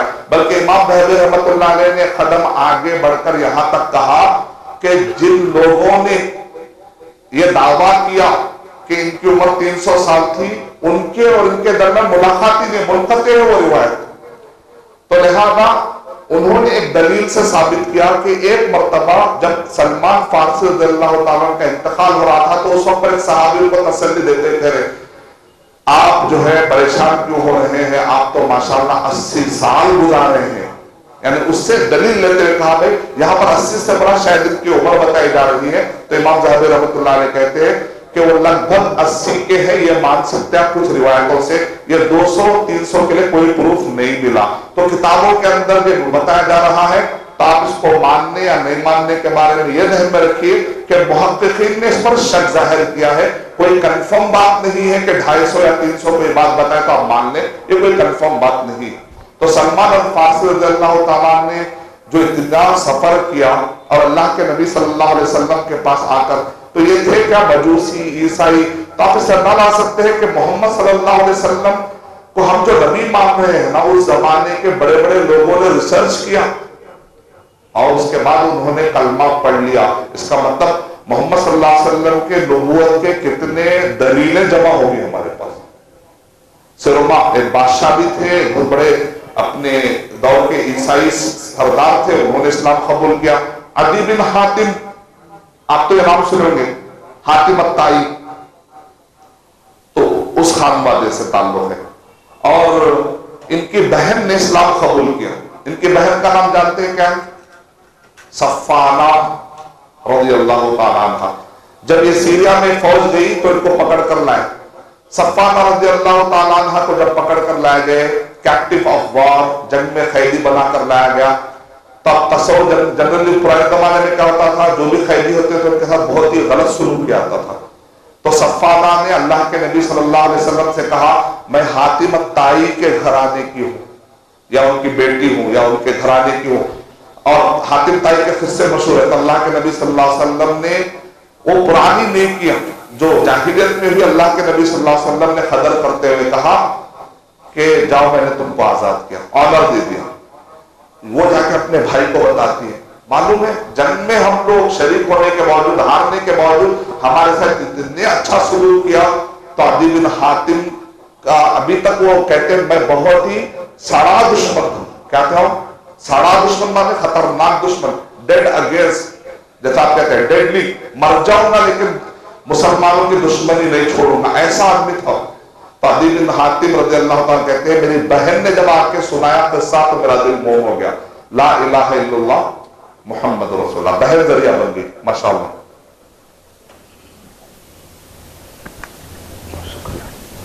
अदी बिन हातिम रज़ियल्लाहु ताला आते और कलमा पढ़ते हैं। और आप जानते हैं कि इनसे भी रिवायतें आई हैं। कुरान मजीद में जब आई आयत नादिल हुई कि ईसाई हजरात अपने उलमा को रब बना लेते हैं, तो अदी बिन हातिम ने कहा अल्लाह के नबी सल्लल्लाहु अलैहि वसल्लम, हमने तो कभी रब नहीं बनाया ना, ये क्या है, कुरान मजीद में क्या कहा जा रहा? तो कहा कि जब तुम्हारे उलमा हलाल कह रहे थे तो तुम भी हलाल समझ रहे थे, जब वो हराम कर रहे थे तो तुम भी हराम समझ रहे थे। यानी शरीयत को देखे बगैर मसलकों की बुनियाद पर हलाल और हराम कर ले रहे, उलमा की बुनियाद पर हलाल और हराम कर रहे हैं, जबकि कुरान और सही हदीस की तरफ रुजू नहीं कर रहे हैं और कह रहे थे इमामों ने कहा, इमामों ने कहा, इमामों ने कहा। तो इमाम को देखकर फैसला होता है या नबी सल्लल्लाहु अलैहि वसल्लम की बातों को देखकर? نبی صلی اللہ علیہ وسلم کی باتوں کو دیکھ. تو عدی بن حاتم رضی اللہ تعالیٰ کو غلط فہمی آئی تھی کہ ہم عیسائیوں نے کب رب بنایا، تو کہا کہ حلال و حرام کا اختیار دینا ہی رب بنانے کے برابر ہے. تو اماموں کی عزت اتنی زیادہ غلو میں نہ آ جائے کہ آپ ان کو نبی کا درجہ دیں، عالموں کا اتنا مقام نہ بڑھا دیں کہ آپ نبی کے مقام کے درجے کے برابر دینا شروع کر دیں. تو ایسا نہیں ہونا چاہیے. تو یہ مشہور حدیث ان سے ملتی ہے. تمیم الداری رضی اللہ تعالیٰ کے کلمہ پڑھنے کا واقعہ بھی بڑا زبردست ہے. 9 اور 10 ہجری یعنی اللہ کے نبی صلی اللہ علیہ وسلم کے بالکل آخری ایام، جب اللہ کے نبی صلی اللہ علیہ وسلم جنگ تبوک سے لوٹ رہے تھے، تو اس وقت پر ایک بہترین نوجوان آ کر کہتا ہے تمیم الداری رضی اللہ تعالیٰ میں کلمہ پڑھنا چاہوں. اب اللہ کے نبی صلی اللہ علیہ وسلم صحابہ کے لیے بڑی خوشی کی بات ہے کہ مدینے کے اطراف میں رہنے والا ایک عیسائی سردار کلمہ پڑھ رہا ہے. اس سے پہلے تو عبداللہ بن سلام رضی اللہ تعالیٰ نے کلمہ پڑھا، اب تمیم الداری رضی اللہ تعالیٰ کلمہ پڑھ رہے ہیں. اور تمیم الداری رضی اللہ تعالیٰ کلمہ پڑھنے کا سبب بھی بیان کر رہے ہیں. سبب کیا ہے کوئی جانتے ہیں؟ جی ماشاءاللہ. تو تمیم الداری کہتے ہیں میں سفر کیا، ہمارے کشتی کو ہواؤں نے ایسے تھپیڑے مارا یہاں تک کہ ہم ایسی جگہ پر پہنچے جہاں پر جساسہ ملا. پھر یہ جساسہ لے جا کر ہم کو ملایا دجال سے. دجال انسانوں میں سے یا غیر انسانوں میں سے؟ انسانوں میں سے، من ولد آدم. تو دجال جو وہاں پر جکڑا ہوا ملا، اس کا مطلب اللہ سبحانہ و تعالیٰ کبھی کسی کو کسی پر ظاہر کر دیتے ہیں. بعض لوگ کہتے ہیں آج کل اتنے ٹیکنالوجی کا زمانہ آ رہا ہے، دجال نظر نہیں آ رہا نا. اب اللہ جب چاہے ظاہر کر دیتے. الذین یؤمنون بالغیب، جو غیب پر ایمان لاتا ہے. اللہ کے نبی صلی اللہ علیہ وسلم نوح علیہ السلام کے زمانے سے پیشن گوئی ہو رہی. اللہ کے نبی صلی اللہ علیہ وسلم نے پیشن گوئی مدینے میں آپ نے بتایا. تو جب چاہے اللہ تعالیٰ ظاہر کرتا ہے، جب چاہے اللہ ظاہر نہیں کرتا. نہیں بھائی، جب تک نظر نہیں آ رہا کیسے ماننا؟ ہم نہیں مانتے حدیثوں کو. آج اتنا ٹیکنالوجی ہے، ہر چیز نظر آنی چاہیے. اچھا آپ کی عقل بھی نظر آ رہی کیا وہ ٹیکنالوجی میں؟ نہیں آ رہی تو پھر ہے ہی نہیں ہے. وہ درد بھی نظر آ رہا ہے کیا؟ جو درد ہوتا ارے ہے جی درد نظر تو نہیں آ رہا نا. دوائی لگاؤ بہت درد ہو رہا ڈاکٹر صاحب نظر نہیں آ رہا نا. اتنی ٹیکنالوجی ہے کہ درد نظر نہیں آ رہا، روح نظر، اچھا روح بھی نظر نہیں آ رہی، عقل بھی نظر نہیں آ رہی. اور کئی لوگ قریب میں پیسے لے کے بھاگ گئے ودیشوں کو، وہ بھی نظر نہیں آ رہے. کئی دشمن چھپے ہوئے وہ نظر نہیں آ رہے. ابھی ہے سو لوگ نظر نہیں آ رہے، دجال نظر نہیں آ رہے کہ ٹاپک چل رہی اور اس کی بنیاد پہ انکار کر دے رہے. یہ کون سی لاجک ہے، یہ کون سی عقل؟ اس کا مطلب بھی تم اتنے ایڈوانس نہیں ہوئے کہ میں اتنی بڑی بات کر دوں. اگر ہو بھی گئے تو اللہ اگر چھپانا چاہے تو کون دیکھنا چاہے گا؟ وہ تو اللہ کی مرضی ہے کہ اللہ تعالیٰ نے وہاں پر دکھایا. تمیم الداری رضی اللہ تعالیٰ جب واپس آتے ہیں اور آ کر نقشہ کھینچتے ہیں تو اللہ کے نبی صلی اللہ علیہ وسلم فجر سے لے کر ظہر سے لے کر عصر سے لے کر مغرب تک اللہ کے نبی صلی اللہ علیہ وسلم نے اتنا بیان کیا. صحابی کہتے ہیں یاد رکھنے والے نے یاد رکھا، یاد نہیں رکھنے والے نے نہیں رکھا. اللہ کے نبی صلی اللہ علیہ وسلم نے کائنات کا انجام کیسا ہوتا تفصیلی طور پر بتا دیا. اور اللہ کے نبی صلی اللہ علیہ وسلم کہہ رہے تھے بار بار کیا میں تم سے نہیں کہتا تھا، کیا میں نے تم سے نہیں کہتا تھا دجال کے بارے میں. اب دیکھو یہ صحابی آ کر کہہ رہے ہیں، یعنی اللہ کے نبی صلی اللہ علیہ وسلم کہہ رہے دیکھو میں نبی حق ہوں، باتوں پر مانو یقین کرو. دیکھو آ کر کہہ رہے ہیں. اور اللہ کے نبی صلی اللہ علیہ وسلم نے دجال کے بارے میں اتنا کہا ایسا لگتا تھا کہ مدینے کے جھاڑیوں میں چھپا ہوا ہے. تو غافل نہیں ہونا ہے. تو تمیم الداری رضی اللہ تعالیٰ، اب تمیم الداری رضی اللہ تعالیٰ کے بارے میں مشہور ہے کیرلا میں تمل ناڈو میں بہت بڑی خبر ہے. لمبی خبر دیکھتے ہی ہمارے پاس خبریں مشہور ہو جاتی. خبر دیکھتے خبر مشہور ہے. اللہ جانتا ہم نہ انکار کریں گے نہ اقرار. تاریخی روایتوں میں جو بات ہے ذکر کر دیں گے، لیکن ہم اقرار یا انکار، کیونکہ یہ علم رکھنے یا نہیں رکھنے سے ہمارے آخرت کا اس کے اوپر جنت جہنم کا کوئی فیصلہ ہونے والا نہیں ہے کہ خبر میں آپ سے پوچھا جائے گا کہ کس کی خبر کہاں تھی. نہیں، اصل چیز ہے ہدایت تم نے کتنی فالو کی. کچھ صحابہ کرام گجرات کے پاس، کچھ صحابہ کرام اڈوپی کے پاس، کچھ صحابہ کرام کیرلا کے بعد. ممکن ہے کہ صحابہ کرام کا آنا جانا تو تھا، لیکن کون سی خبر کس کی ہے ایگزیکٹ ہم دعوے کے ساتھ نہیں کر سکتے. لیکن ہم ہندوستان میں صحابہ کرام آئے کیا؟ الحمدللہ، اس کا انکار نہیں ہے. تو پکی باتیں آئے ہیں. قنوج، نواب صدیق حسن خان قنوجی، وہاں پر بھی 2 خبریں ملتی ہیں.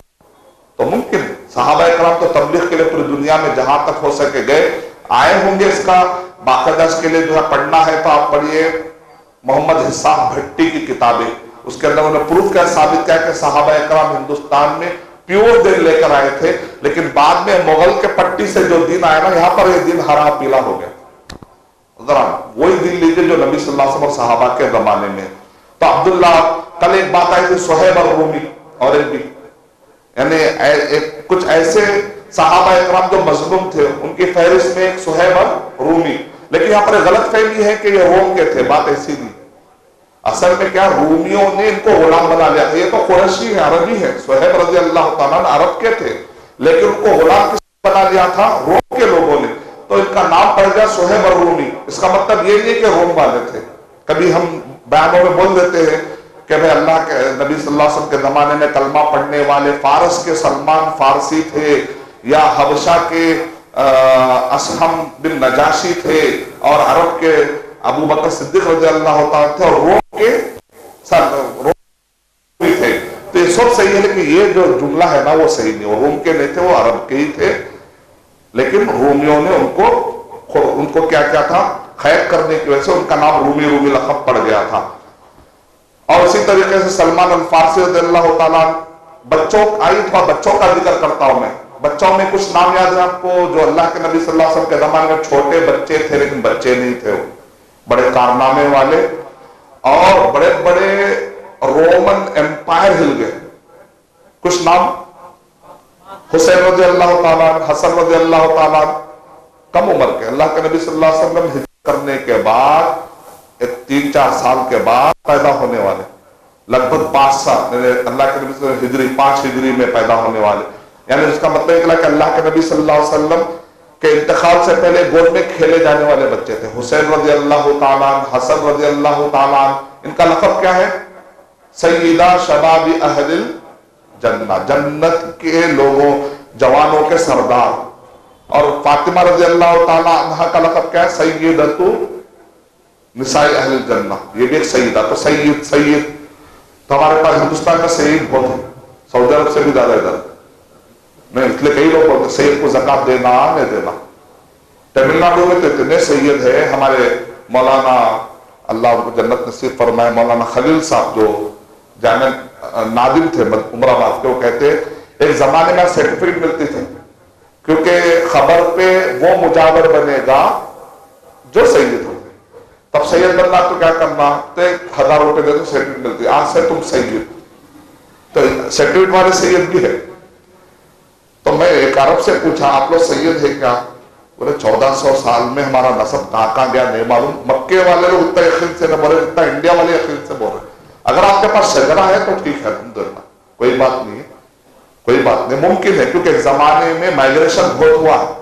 ایسا میں نہیں بول رہا کہ ممکن نہیں ہے، ممکن ہے. مکے سے آ کر بہت، یمن سے آ کر بہت، حیدرآباد میں تو بہت سارے عرب ہیں، اور مکے سے آ کے بھی رہنے والوں کے امکانات ہے. لیکن آپ پکا کیسے کہہ سکتے ہیں کہ بھئی یہ پورے ہیں؟ چلو مان بھی لو کہ اگر ہیں تو یقیناً ان کے مسائل الگ ہیں. اسی لیے سوال آتا سید کو زکات دینا نہیں دینا، کیا خیال ہے؟ مشہور ابھی تک ہم یہی پڑھتے تھے، بچپن سے ابھی تک یہی پڑھ لیتے ہیں سید کو زکات نہیں دینا. ابن تیمیہ رحمۃ اللہ علیہ کا فتویٰ سنا رہا ہوں. اب آپ مانتے نہیں مانتے وہ آپ کا ریسرچ ہے. آپ بولے ہم نہیں مانتے، مرضی، لیکن علم تو آپ کے پاس پہنچنا ضروری ہے. ابن تیمیہ رحمۃ اللہ علیہ کا فتویٰ یہ ہے جس ملک میں اسلامی حکومت نہیں ہے، کیونکہ اسلامی حکومت رہی تو کیا رہتا؟ خمس. آپ نے سنا خمس یعنی 5واں حصہ. جو زمینوں میں سے جو کانیں نکلتی ہیں، جو بھی خزانہ نکلتا ہے، تو اس میں سے ایک 5واں حصہ، یا اسی طرح مال غنیمت میں بھی آپ نے سنا ہوگا خمس. تو اس میں سے ایک 5واں حصہ حکومت کیا کرتی ہے؟ اٹھا کے رکھتی ہے. خاص طور سے آل بیت کو، خاص طور سے جب غنیمتوں کا جو سلسلہ رہتا تو آل بیت کو آنر کے طور پہ اس میں سے بانٹا جاتا. اس میں سے جب مل رہا ہے تو زکات کا نہیں مل رہا ہے. تو ابن تیمیہ رحمۃ اللہ علیہ کہہ رہے ہیں جہاں پر اسلامی حکومت ہے اور جہاں پر خمس کا سسٹم ہے وہاں پر زکات نہیں دی جائے گی. لیکن جہاں پر اسلامی حکومت نہیں ہے، اگر کوئی سید یا آل بیت کا کوئی شخص غربا میں پایا جائے، فقراء یا مسکین کے کیٹیگری میں اگر آ جاتا ہے، اور ان کے پاس آپ کے پاس اصلی مال مانے 97.5 جو 2.5 کے ادھر سائڈ کا ہے اوشن، जो समंदर अभी आपसे नहीं लिया गया, या तो पहले कोशिश करिए इसमें से दीजिए। अगर आप बोले भाई उसमें से भी नहीं सकता, मेरे जिम्मेदारियां, तो तब आप जक़ात में से दे सकते हैं। ये लेटेस्ट फतवे है, फतवा पुराना लेकिन अब मशहूर हो रहे हैं।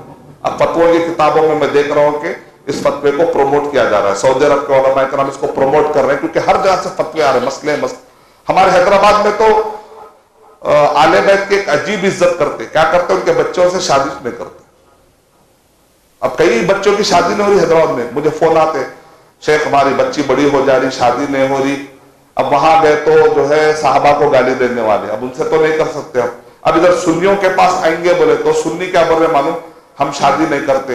अरे भाई क्यों बोलते हो, हम आले बैत से घर में बहू बना के काम कैसा ले सकते भाई, उनको गाली नहीं दे सकते ना, तो बहू को गाली देना है क्या? आले बैत की नहीं तो गाली दे सकते, अब इनको गाली दे तो अल्लाह बदुआ लग जाएगी। वाह क्या है तराम है जी मोहम्मद सल्लल्लाहु अलैहि वसल्लम। या मतलब ये कि सबको गाली देना है, मतलब आले बैत को नहीं देना, ये क्या है अजीब तरबियत। कौन करेगी? ये खुद ही कर लिया था इधर, खुद ही बैठ के कर लिया अपनी तरबियत। कोई आलिम के पास जाके तरबियत नहीं करे, अपनी तरबियत बालवा खुद कर लेते सोच सोच के। क्या आले बैत से काम क्या चलेना, नौकरानी है क्या वो? तो लिहाजा ये बच्चे आएंगी तो काम नहीं रहते, फिर घर में काम कौन करेंगी? मैं करूं क्या, मैं सास होके? ऐसी बात नहीं भाई, काम लेने में क्या प्रॉब्लम। अल्लाह के नबी सल्लल्लाहु अलैहि वसल्लम जब घर में आते थे तो बीवियों का साथ देते थे, घर के अंदर काम करते थे। हम उससे बड़े हो गए क्या? काम करना कोई इज्जत के खिलाफ है। हमारे नबियों, हमारे अंबिया इकराम काम करते थे। दाऊद अलैहिस्सलाम ने लोहे की ज़रा बनाई, नूह अलैहिस्सलाम ने कश्ती बनाई। काम करने से कोई गिरता है क्या? बल्कि हुनर पैदा होता है, हमारी सलाहियतों का एक मुदाहरा होता है। अल्लाह की नेमत वाम्मा बिनिअमत रब्बिका फहद्दिस पर अमल होता है, तो ये गलत फहमियां निकाल दे, अल्लाह हिफाज़त फरमाए। तो हुसैन रज़ी अल्लाह ताला अन्हु, हसन रज़ी अल्लाह ताला, इनके लक़बों में क्या सैयद सैयद, तो ये मशहूर हुआ। हसन और बच्चों में कौन कौन मशहूर है? हुसैन रज़ी अल्लाह ताला अन्हु, हसन रज़ी अल्लाह ताला अन्हु। हसन रज़ी अल्लाह ताला अन्हु को भी कूफा वालों ने जहर देकर मारा, वो जो किसरा के लोग आए थे, छुप कर दुश्मनी करते थे। हुसैन रज़ी अल्लाह ताला अन्हु को भी करबला को धोखे से बुलाकर लोगों ने जो है उनको मारा, शहीद कहलाए, शोहदा, उनका मर्तबा क्या है? वो शहीद है। हमजा रज़ी अल्लाह ताला अन्हु का लक़ब क्या है? सैयदुश शुहदा, वो शहीदों के सरदार हमजा रज़ी अल्लाह ताला अन्हु। तो हुसैन रज़ी अल्लाह ताला अन्हु, हसन रज़ी अल्लाह ताला अन्हु, इन्होंने इस्लाम के लिए काफी कुर्बानी। छोटे छोटे बच्चे थे, हदीसों की रिवायत उतनी ज्यादा नहीं मिलती इनसे, बहुत कम सनदें, बहुत कम हदीसें मिलती है, क्योंकि ये भी अपने जमाने में बड़े बड़े गज़वात में शरीक होने चले गए थे। आप जानते ये बच्चे छोटे थे, लेकिन रोमन एम्पायर जो कुस्तुनतुनिया की जो जंग थी, अल्लाह के नबी सल्लल्लाहु अलैहि वसल्लम ने कहा कि ये फतह होगा एक दिन, तो उस जंगों की तरफ निकल गए थे, तो काफी बिजी। फिर बाद में जब आए तो एक वक्त ऐसा हुआ कि कूफा वालों ने उनको ऐसे 2 थैले भिजाए खत के और धोखा देकर उनको बुलाया। और एक रिवायत है, पता नहीं सुन्नी और शिया इसको क्यों नहीं फैलाते, ये रिवायत फैला देंगे तो मसला हल हो जाएगा। कहते हैं भाई ये हुसैन रज़ी अल्लाह ताला अन्हु के जमाने में यजीद नामी शख्स था, और यजीद को ऐसा पेश करते, यजीद बिन मुआविया, हालांकि सहाबी के बेटे हैं, मुआविया रज़ी अल्लाह ताला एक सहाबी है, और उस्मान गनी रज़ी अल्लाह ताला के जमाने में पैदा हुए कौन? यजीद। तो यजीद बिन मुआविया रज़ी अल्लाह ताला अन्हु, तो मुआविया रज़ी अल्लाह ताला अन्हु के जो बेटे हैं, मैं रज़ी अल्लाह ताला अन्हु मुआविया के सामने लगा, रज़ी अल्लाह ताला अन्हु के बेटे, ये जो यजीद थे खलीफा थे। तो उस एक रिवायत ऐसी है जो सुन्नी किताबों में भी है, शिया किताबों में भी, ये सनद को अगर फैला दिया जाए, ये बात को इब्न तैमिया रहमतुल्लाह अलैह ने बयान की, हर किताब के अंदर है, लेकिन ताज्जुब होता है किताब ये रिवायत फैल जाए तो मसला ही खत्म हो जाएगा कि हुसैन रज़ी अल्लाह ताला अन्हु निकले थे, तो लोग क्या बोलते हैं, कुफ्र और ईमान की जंग थी, वो हक और बातिल की जंग थी। बात ऐसी थी, हुसैन रज़ी अल्लाह ताला अन्हु को थैला भरकर इतने खुतूत उन्होंने रवाना किए थे, तो हुसैन रज़ी अल्लाह ताला समझे अगर मैं जाऊंगा तो शायद ये डिस्प्यूट खत्म हो जाएगा, चलो अच्छा ना एक काम करेंगे। इसको लोग कैसा देते, वो बातिल था, वो फिरौन था, इस्लाम जिंदा होता है हर करबला के बाद, इसका मतलब करबला से पहले मर गया था क्या? नऊज़ुबिल्लाह, کربلا سے پہلے کے واقعات، یہ سب جب سے میں سنا رہا، کیا کربلا سے پہلے کے واقعات ہیں۔ ہر اسلام زندہ ہوتا ہے کربلا کے بعد، کربلا کے بعد۔ تو وہ ایسا پیش کرتے ہیں جیسا کہ یزید ایک فرعون ہے، دجال ہے۔ اب حسین رضی اللہ تعالیٰ کے کلمے پر غور کریے، رضی اللہ تعالیٰ کے جملے پر غور کریے۔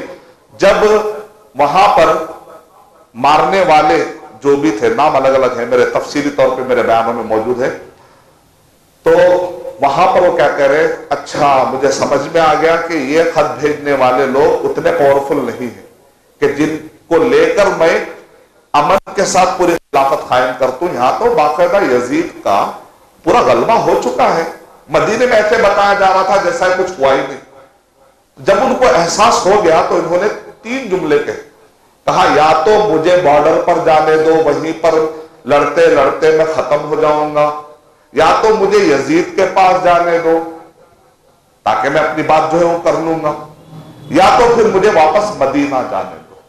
اگر آپ کے مطابق حسین رضی اللہ تعالیٰ عنہ کفر اور ایمان کی جنگ کے لیے نکلے ہوئے تھے اور بغاوت کے لیے نکلے تھے اور یزید کو کافر سمجھتے تھے اور نعوذ باللہ اس دور کا سب سے بھٹکا ہوا انسان سمجھتے تھے، تو یہ آپشن کیسا دے سکتے؟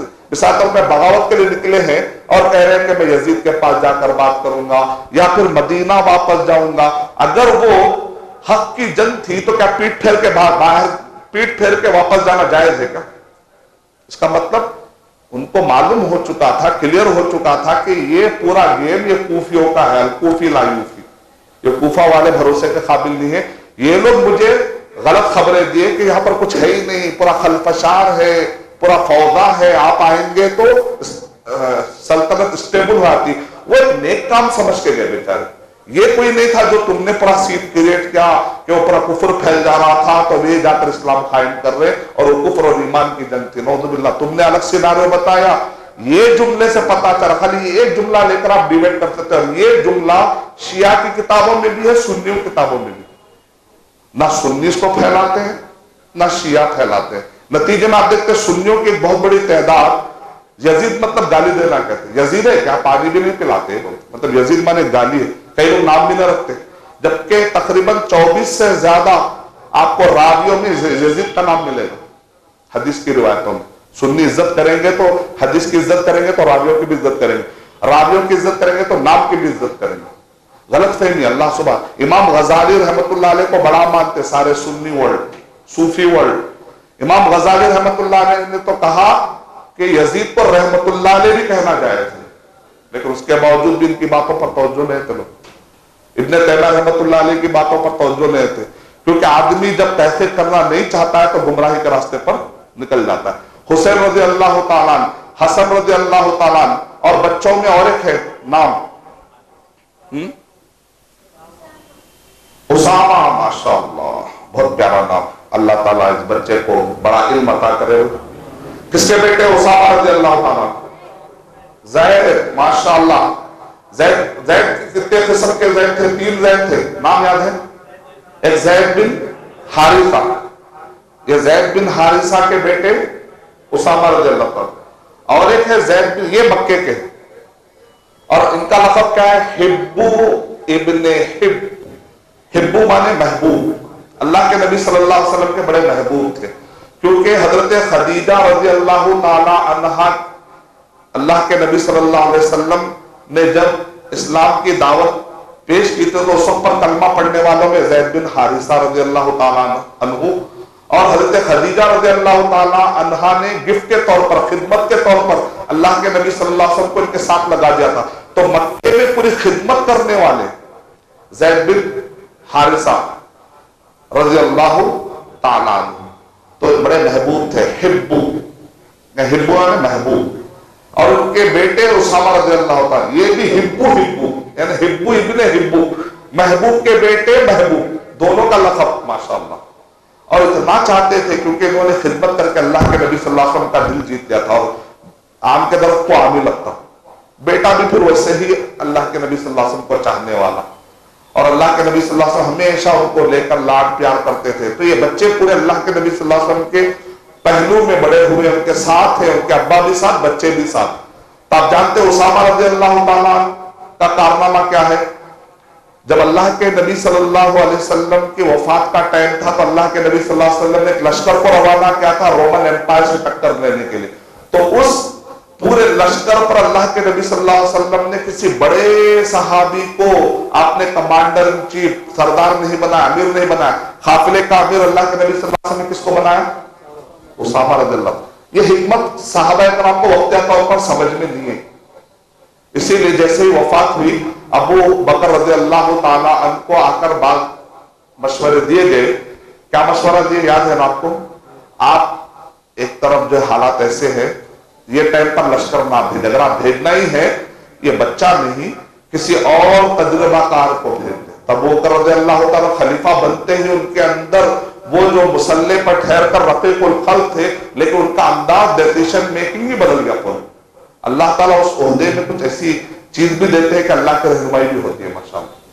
تو انہوں نے کیا کہا, اگر مدینے کے اندر ایسی حالت آ جائے کہ میں اکیلا رہ جاؤں اور مجھے دشمن آ کر مار دے اور میرے گوشت کے ٹکڑے ہو جائے اور پرندے کھا لے, تب بھی میں یہ کروں گا کہ یہ قافلہ جانا ہی جانا ہے اور میرے لیے گنجائش نہیں ہے کہ جس کو اللہ کے نبی صلی اللہ علیہ وسلم نے نام دے دیا میں کون ہوتا اس نام کو ہٹا کر کوئی اور نام پیش کروں. ایسا زبردست عظیمت کا مظاہرہ کرنے والے. اچھا ہوا کیا ہو گیا, جب یہ لشکر رومن ایمپائر کو اطلاع ملی کہ محمد صلی اللہ علیہ وسلم کا انتقال ہوا, محمد صلی اللہ علیہ وسلم کا انتقال ہونے کے باوجود ایک قافلے کو روانہ کیا گیا تو ان کے اندر خوف آ گیا. اس کا مطلب یہ اتنے پاورفل ہے کہ وفات کی وجہ سے بھی ان پہ اثر نہیں ہو رہا, مطلب بہت پاورفل ہے بول کے بھاگ گئے. صحابہ کہتے ہیں یہ واحد قافلہ ہے جو بغیر کسی نقصان کے پھر واپس لوٹا بھگا کے. اکثر کیا ہوتا ہے بیٹوں پہ انتقال ہو جاتے, کوئی شہید ہو جاتے, یا جو مال ہے وہ مال جو ہے نا ہے سب یوز رہا تھا وہ لوگ چھوڑ کر بھاگے, اچھا مال غنیمت لے کر لوٹے پورے. اللہ کے نبی صلی اللہ علیہ وسلم کی حکمت کیا ہے, ارے بھائی نوجوان کو بھیجا جائے, مطلب یہ کہ اللہ کے نبی صلی اللہ علیہ وسلم یعنی ایسی کوئی چیز ہے ہی نہیں بھائی جاؤ نوجوان بھی سنبھال لیتا. ایک قسم کے اس کے اندر ایک خاص قسم کی حکمتیں ہیں. یہ کانفیڈنس لیول پیدا کرنے کے لیے کوئی بڑی کوئی بڑے تو بھائی نہ سمجھو کوئی خطرناک چیز ہے شاید اس لیے ان کو بنا دی, بعد کا اس سے قبل بھی ڈیولپ ہوتی. اللہ کے نبی صلی اللہ علیہ وسلم کے اور کیا حکمت تھی اللہ بہتر جانتا. لیکن ایک حکمت تو سمجھ میں آ گئی کہ رومن ایمپائر کو سمجھ میں آ گئی. تو یہ بچے نہیں تھے اس دور کے رومن ایمپائر جیسے لوگوں کو ہلا دینے والے بچے تھے. تو یہ بچوں کے اندر جو ہمیں نام ملتا ہے حذیفہ رضی اللہ تعالیٰ عنہ کا ایک نام ہے. ان کا لقب کیا ہے؟ سر النبی, نبی صلی اللہ علیہ وسلم کے رازدار, راز ایک تھا, اور ایک لقب ملا ہے امین حاضر امہ, ایک الگ صحابی کو. اور ان کا لقب کیا ہے؟ اسامہ رضی اللہ تعالیٰ کا اور زید بن حارثہ کا. زید کتنے ہیں؟ زید بن ارقم, زید بن ثابت, زید بن حارثہ. اور زید بن حارثہ زید بن ثابت مدینے کے خزرج کے نوجوان. زید بن ثابت رضی اللہ تعالیٰ کا کارنامہ کیا ہے؟ اللہ کے نبی صلی اللہ علیہ وسلم جب آخری مرتبہ جبرائیل صلی اللہ علیہ وسلم کو پورا قرآن مجید سنائے تو اس وقت پر اللہ کے نبی صلی اللہ علیہ وسلم نے کراس چیک کر کے جو لکھوا رہے تھے جو بھی چیزیں, زید رضی اللہ عنہ کہتے ہیں زید بن ثابت مدینے کے, مکے کے زید بن حارثہ.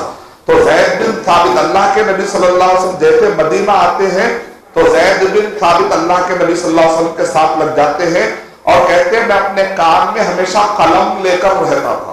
کیوں؟ تیار رہنا نا, جیسا جیب میں رکھتے ہیں تو اس زمانے میں کہاں رکھتے تھے؟ جیسے اللہ کے نبی صلی اللہ علیہ وسلم کہتے ہیں آیتیں نازل ہوئی ہیں اس کو یہ سورے میں یہ آیتوں کے بعد رکھ دو, یہ آیتوں کے بعد رکھ دو, تو وہ لکھتے تھے ماشاءاللہ. تو زید بن ثابت رضی اللہ عنہ وہ تھے کہ اللہ کے نبی صلی اللہ علیہ وسلم کے وفات کے قریب میں جتنے آیتوں کا عرضہ کہتے ہیں اور یا عرضہ جبرائیل صلی اللہ علیہ وسلم کو جو کچھ بھی سنایا گیا وہ سارے کا سارا کراس چیک کرتے ہوئے ان کے پاس الگ بک کی شکل میں نہیں تھا, ٹھیکرے کی شکل میں, چمڑے کی شکل میں, کھال کی شکل میں, جیسے صندوق میں ڈال کے پوری چیزیں رکھ دی. بعد میں ابو بکر رضی اللہ عنہ نے صبح کا ایک مصحف کی شکل دی. تو وہ جو اس وقت پہ جو لکھا ہوا مواد تھا, الگ الگ میٹیریل تھا, اس میں پوری طریقے سے کئی آیتوں کو لکھنے والے کون تھے؟ زید بن ثابت. ویسے 40 اور بھی تھے. الاتقان فی علوم القرآن میں امام سیوطی رحمۃ اللہ علیہ نے سب کے نام ذکر کر دیے. 40 لکھنے والے کون تھے؟ تو اس میں زید بن ثابت رضی اللہ تعالیٰ سب سے آگے تو ان کا سب سے بڑا کارنامہ یہ ہے. یہ بعد میں اور ایک علم کے لیے بھی مشہور ہو گئے, انہیریٹنس, حساب و کتاب. جیسے ابن عباس رضی اللہ تعالیٰ کے فقہ اور ان کے ماننے والے ہیں, عبداللہ بن مسعود رضی اللہ تعالیٰ ان کی فقہ کے ماننے والے ہیں, تو اسی طریقے سے زید بن ثابت رضی اللہ تعالیٰ کے بھی فقہ کے ماننے والے. یعنی صحابہ کرام کے دور میں 3 بڑے عالم بول کر مشہور ہو گئے, فقیہ زید بن ثابت رضی اللہ تعالیٰ اور عبداللہ بن مسعود رضی اللہ تعالیٰ اور عبداللہ بن عباس رضی اللہ تعالیٰ. جو زید بن ثابت رضی اللہ تعالیٰ ہیں, انہوں نے مصحف جمع کرنے کے لیے ابو بکر رضی اللہ تعالیٰ جب خلیفہ تھے, یمامہ میں حافظوں کو چن چن کر مارا گیا تھا, تو اس وقت پر عمر رضی اللہ تعالیٰ کہتے تھے دیکھو حافظوں کو چن چن کر مارا جا رہا ہے, قرآن مجید ایک مصحف ایک جگہ پر مصحف کی شکل میں, تدوین کی شکل میں جمع ہو جانا بہت ضروری ہے. تو ایسے وقت پر ابو بکر رضی اللہ تعالیٰ کو شرح صدر شروع میں نہیں ہو رہا تھا, لیکن آخر میں ان کو شرح صدر ہو گیا. تو کہا کہ یہ ذمہ داری کس کو دیں گے؟ تو سب نے کہا زید بن ثابت رضی اللہ تعالیٰ. کہتے ہیں اگر مجھے پہاڑ اٹھانے کے لیے کہتے تو میرے لیے آسان تھا, لیکن کلام اللہ کی ذمہ داری مجھے دی گئی. لیکن میں نے جب اتنے بڑے بڑے اکابر نے مجھ پر بھروسہ کیا تو میں نے اس ذمہ داری کو اٹھا لیا. تو زید بن ثابت رضی اللہ تعالیٰ. زید بن ارقم کون ہے؟ آخر اللہ کے نبی صلی اللہ علیہ وسلم کو منافقین اور یہودیوں کی خبریں دینے والے زید بن ارقم. یہ چھوٹے چھوٹے بچے نہیں تھے, بڑے زبردست حرکتی اور متحرک بچے تھے. اللہ کے نبی صلی اللہ علیہ وسلم پر کچھ اٹیک ہو رہا تھا, وہ کسی جنگ کے دوران جو ہے کسی شخص نے کیا کہہ دیا تھا, ہم مدینے میں جا کر سب کو نکال دیں گے. تو آیت نازل ہوئی, ذلیل وہ نہیں ہے, ذلیل نہیں ہے وہ لوگ, بلکہ عزت اللہ اور اس کے رسول صلی اللہ علیہ وسلم. سورہ منافقون میں جو آیتیں نازل ہوئی, تو یہ خبر لانے والے کون تھے؟ زید بن ارقم. اور جو اللہ کے نبی صلی اللہ علیہ وسلم نے زینب رضی اللہ عنہ سے شادی کروا دی تھی, وہ کون؟ زید بن حارثہ. اور اللہ کے نبی صلی اللہ علیہ وسلم نے کہہ دیا تھا زید بن حارثہ کون ہے؟ زید بن حارثہ جو ہے خدیجہ رضی اللہ تعالیٰ عنہ نے اللہ کے نبی صلی اللہ علیہ وسلم کو گفٹ کے طور پر جب ان کو دیا تھا, تو اللہ کے نبی صلی اللہ علیہ وسلم کو اتنا پیار اور محبت سے رکھتے تھے. بعد میں ان کے امی ابا آئے, آ کر بولے یہ تو بچہ ہمارا ہے, کسی نے ظلم کر کے کہیں غلام کر کے اوقاف میں بیچ دیا تھا, ہوتے ہوتے وہ آیا, پوری طرح سے خبر مل گئی. تو ماں باپ آ کر ریکویسٹ کرتے ہیں کہ ہمارا بچہ واپس کر دے. تو اللہ کے نبی صلی اللہ علیہ وسلم نے کہا ٹھیک ہے میں بچہ لے کر جاؤں. لیکن زید بن حارثہ رضی اللہ تعالیٰ کہتے ہیں میں نہیں آنے والا آپ کے پاس, میں نہیں آنے والا آپ کے پاس. امی ابا کہتے ہیں ہم آزادی دلا رہے تو غلامی پسند کر رہے ہیں. اصل میں کس کے غلام بن چکے ہیں؟ غلام مطلب اس زمانے میں ایک قسم کی جو اصطلاح ہے, کہا کہ یہ غلامی بہتر ہے تمہاری آزادی سے. کفر کی آزادی نہیں, اسلام کی تابع داری میں جو بات ہے وہ کفر کی آزادی میں وہ بات نہیں. تو زید بن حارثہ رضی اللہ تعالیٰ عنہ کو اللہ کے نبی صلی اللہ علیہ وسلم نے اتنی محبت دی تھی کہ وہ اپنے ماں باپ کی طرف جانے تیار نہیں. ایک مرتبہ آپ کا جو ہو گیا وہ چھوڑ کر کون جائے گا؟ وہ اللہ کے نبی صلی اللہ علیہ وسلم کی ایسی تربیت. اپنے بچوں کو اتنی محبت, اتنا پیار دیجیے کہ وہ اسلام کو محبت دے, اللہ کے نبی صلی اللہ علیہ وسلم کو عزت کرے, قرآن مجید کو عزت کرے, اتنا پیار اور محبت دے کہ وہ اسلام کو لے کر آگے بڑھے. چلو ابا جان آپ نے تو کیا, دیکھو ہم بھی کیا کرتے ہیں اسلام کے لیے. ایسا بچوں کے اندر جذبہ آنا چاہیے. اللہ تعالیٰ ہمارے بچوں کو, ہم سب کے بچوں کو اللہ تعالیٰ دین کے کام کے لیے چن لے, اسلام کے کام کے لیے چن لے. تو صحابہ کرام میں دور میں چھوٹے بچے تھے. عبداللہ بن زبیر رضی اللہ تعالیٰ, ماشاء اللہ بہت بڑا نام ہے عبداللہ بن زبیر رضی اللہ تعالیٰ, چھوٹے بچے ہیں. لیکن آپ جانتے ہیں عبداللہ بن ابی سرح, یہ افریقہ کے جو پٹیوں پہ آپ دیکھ رہے ہیں, پورے مسلمان ملک ہے, کم سے کم ایک 15 تو ایسے ہی نام گنا دے سکتا ہے, بہت ہے. سوڈان, مصر, تونیشیا, پھر لیبیا, پھر اب نیچے آپ جاتے ہیں بہت سارے ممالک آپ کو مل جاتے ہیں, صومالیہ کے پاس ہے, بنین, بہت سارے نام.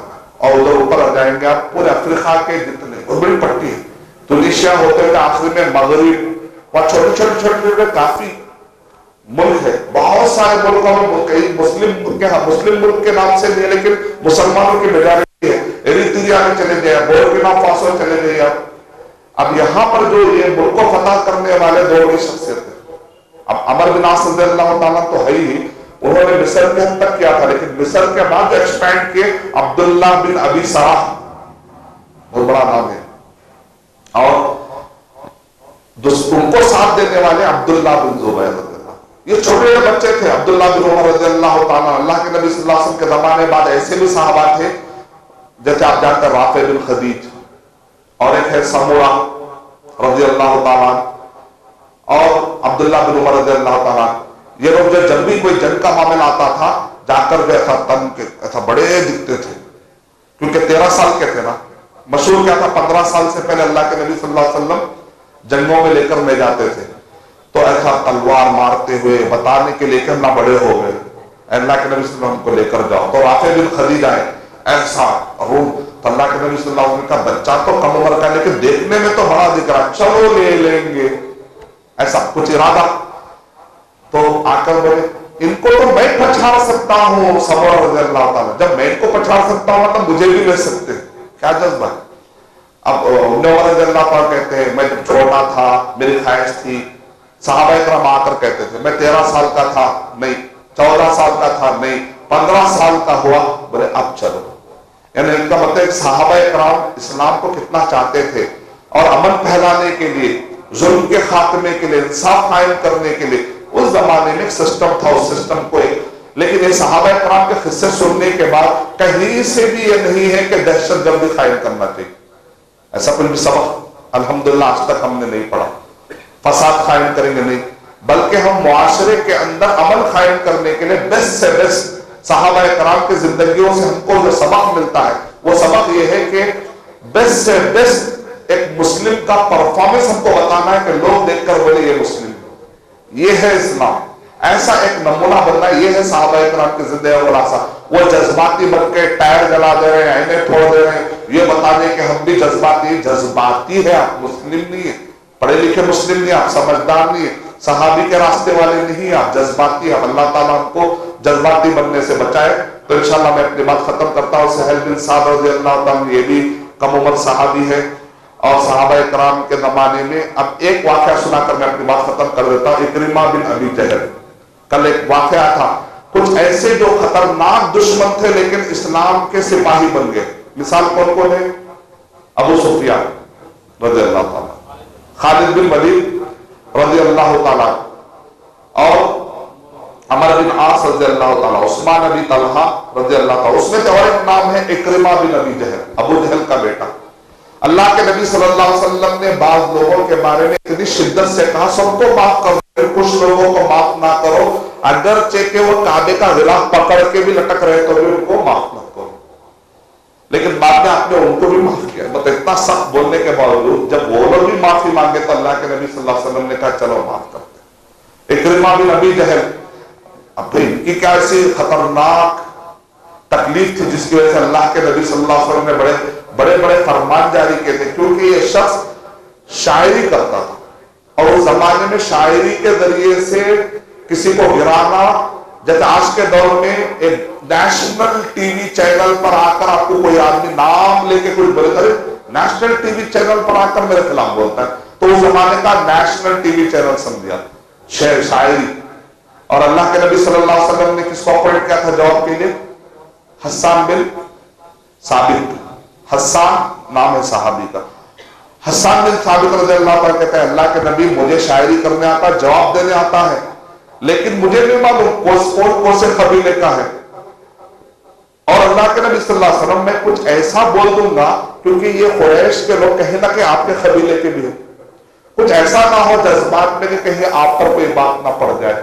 بڑے پریشان تھے، تو بولے اللہ کے نبی صلی اللہ علیہ وسلم نے کہا تم کو ابو بکر رضی اللہ تعالیٰ عنہ گائیڈ کریں گے، وہ تم کو ایسا گائیڈ کریں گے، ان کو معلوم ہے کہ کیسے مسکے میں سے بال نکال کے بتانا، ایک ایک قبیلے کا۔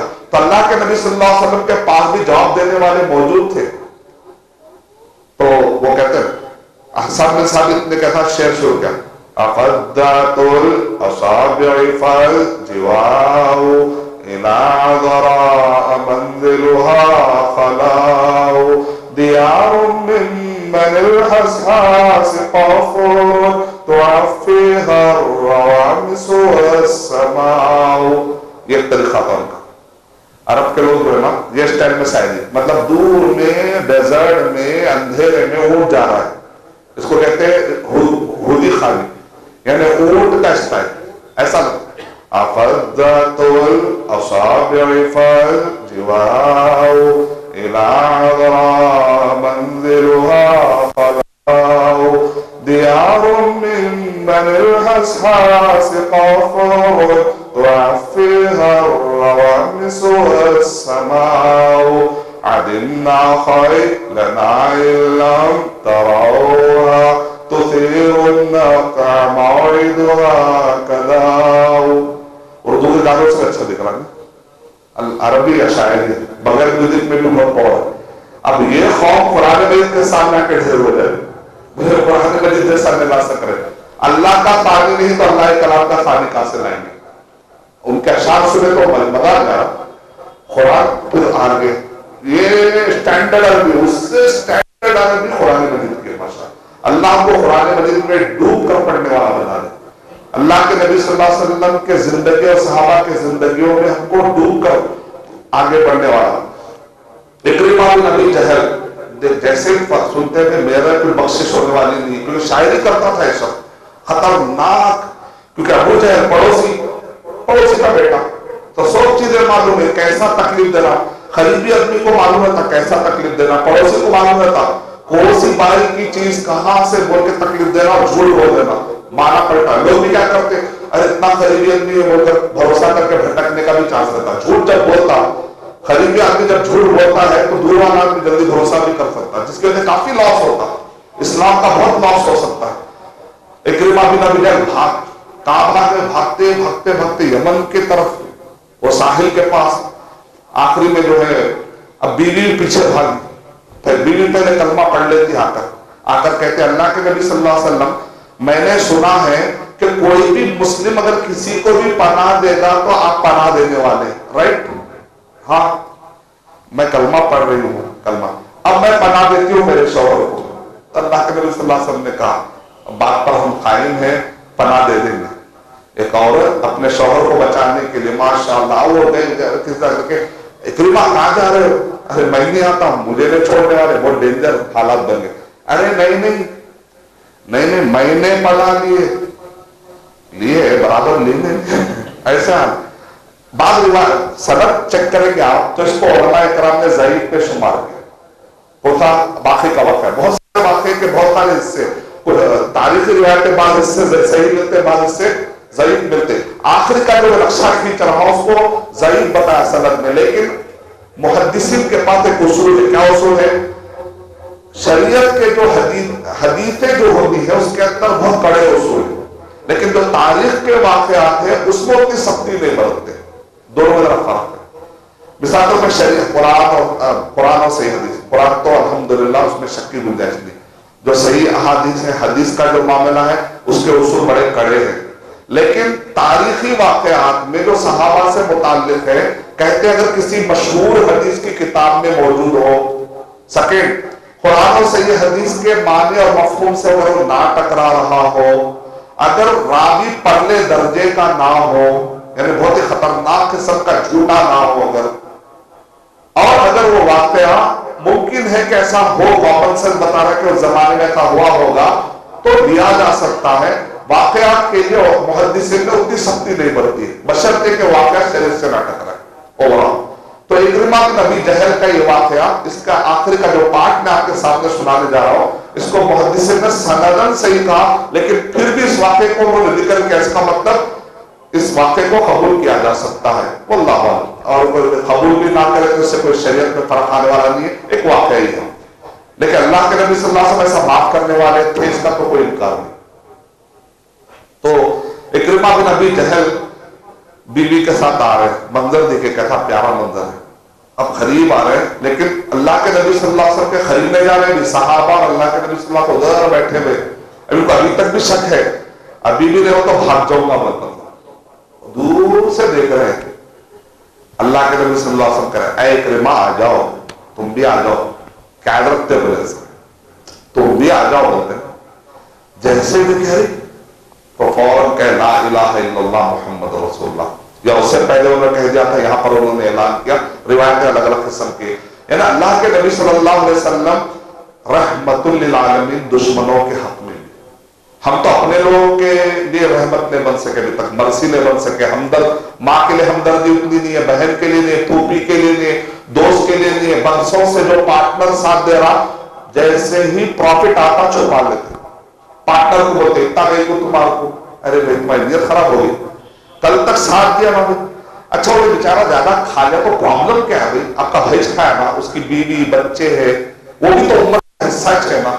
ایسا تو سوچ کے کم سے کم دل بڑا کر لو. اگر دوست کو زیادہ ان کو اتنا 40 ہو گئی 40 لیکن محنت میری فلاں وقت میں کسی ڈیل میں ہو سکتا ہوں, آپ کی محنت کم ہو جائے, کبھی کبھی آگے پیچھے ہوتے رہتا ہے. دینے میں پرابلم کیا ہے, اگر کوئی چیز طے ہو گئی تو دے دو. ہاں طے پہلے سے کچھ اور تھا, 60-40 تھا سمجھے تو الحمدللہ پھر, لیکن آپ نے طے کر دیا نہیں, اس وقت پہ ذرا جذبات میں تھا, میں چائے پی لیا تھا نا آپ کی, اس لیے بول دیا تھا. اب ہو گیا بات رکھو نا, آگے اللہ برکت دے گا. آپ کا دوست کھا رہا, دل میں اتنا تکلیف کیوں, کسی کو پروفٹ جا رہا, کسی کو فائدہ, ارے اس کو اتنا فائدہ, اس کو اتنا فائدہ, شیخ ان کو خراب ہے. دیکھو ضرورت کیا ہے, چھوڑ دو, اللہ جس کو دینا چاہ رہا دے گا نا. جلن میں آ کر نہیں, کوئی حق بات ہے تو ٹھیک ہے لے لو, لیکن جلن میں آ کر نہیں. یہ سوچ لو یہ امت مسلمہ کا ایک امت بیوی بچے ہے, اگر وہ کھائے گا تو میرا بھائی ہے نا. یہ سوچ لو, انشاءاللہ ہمیشہ سوچ اچھی رہے گی. تاکہ ہم مل کر دعا کرتے اللہ سبحانہ و تعالیٰ سے کہ ہم دشمنوں کے حق میں بھی رحمت کا پیغام لے کر پہنچیں گے انشاءاللہ. آج کے مجلس کے کئی سبق ہے, اس میں سے ایک اہم سبق یہ بھی ہے کہ دشمن بھی کیوں نہ ہو اسلام کے, ان کو بھی ہم بتائیں گے کہ اسلام کتنا رحمت والا ہے, ان کو بھی ہم بتائیں گے کہ اسلام میں کتنی مرضی ہے, کتنا جو شفقت ہے. یعنی ہو سکتا ہے کہ آج کا دشمن کل کا وہ اسلام کا مبلغ بھی بن سکتا ہے اگر ہم اچھے طریقے سے تبلیغ کریں گے. اللہ تعالیٰ ہمارے تبلیغ میں, ہمارے دعوت میں اللہ تعالیٰ وہ سنسیریٹی, وہ اخلاص, وہ پاور اور وہ سچائی دے, اور وہ سیدھی بات کرنے کی, صحیح بات کرنے کی, حق بات کرنے کی, نرم طریقے سے حکمت سے بات رکھنے کی, موعظت حسنہ کے ساتھ رکھنے کے اللہ توفیق عطا فرمائے کہ ہر کچے اور پکے مکان میں لوگ سمجھ جائیں کہ اسلام سچا ہے. آمین. وآخر دعوانا الحمدللہ رب العالمین. السلام علیکم ورحمۃ اللہ.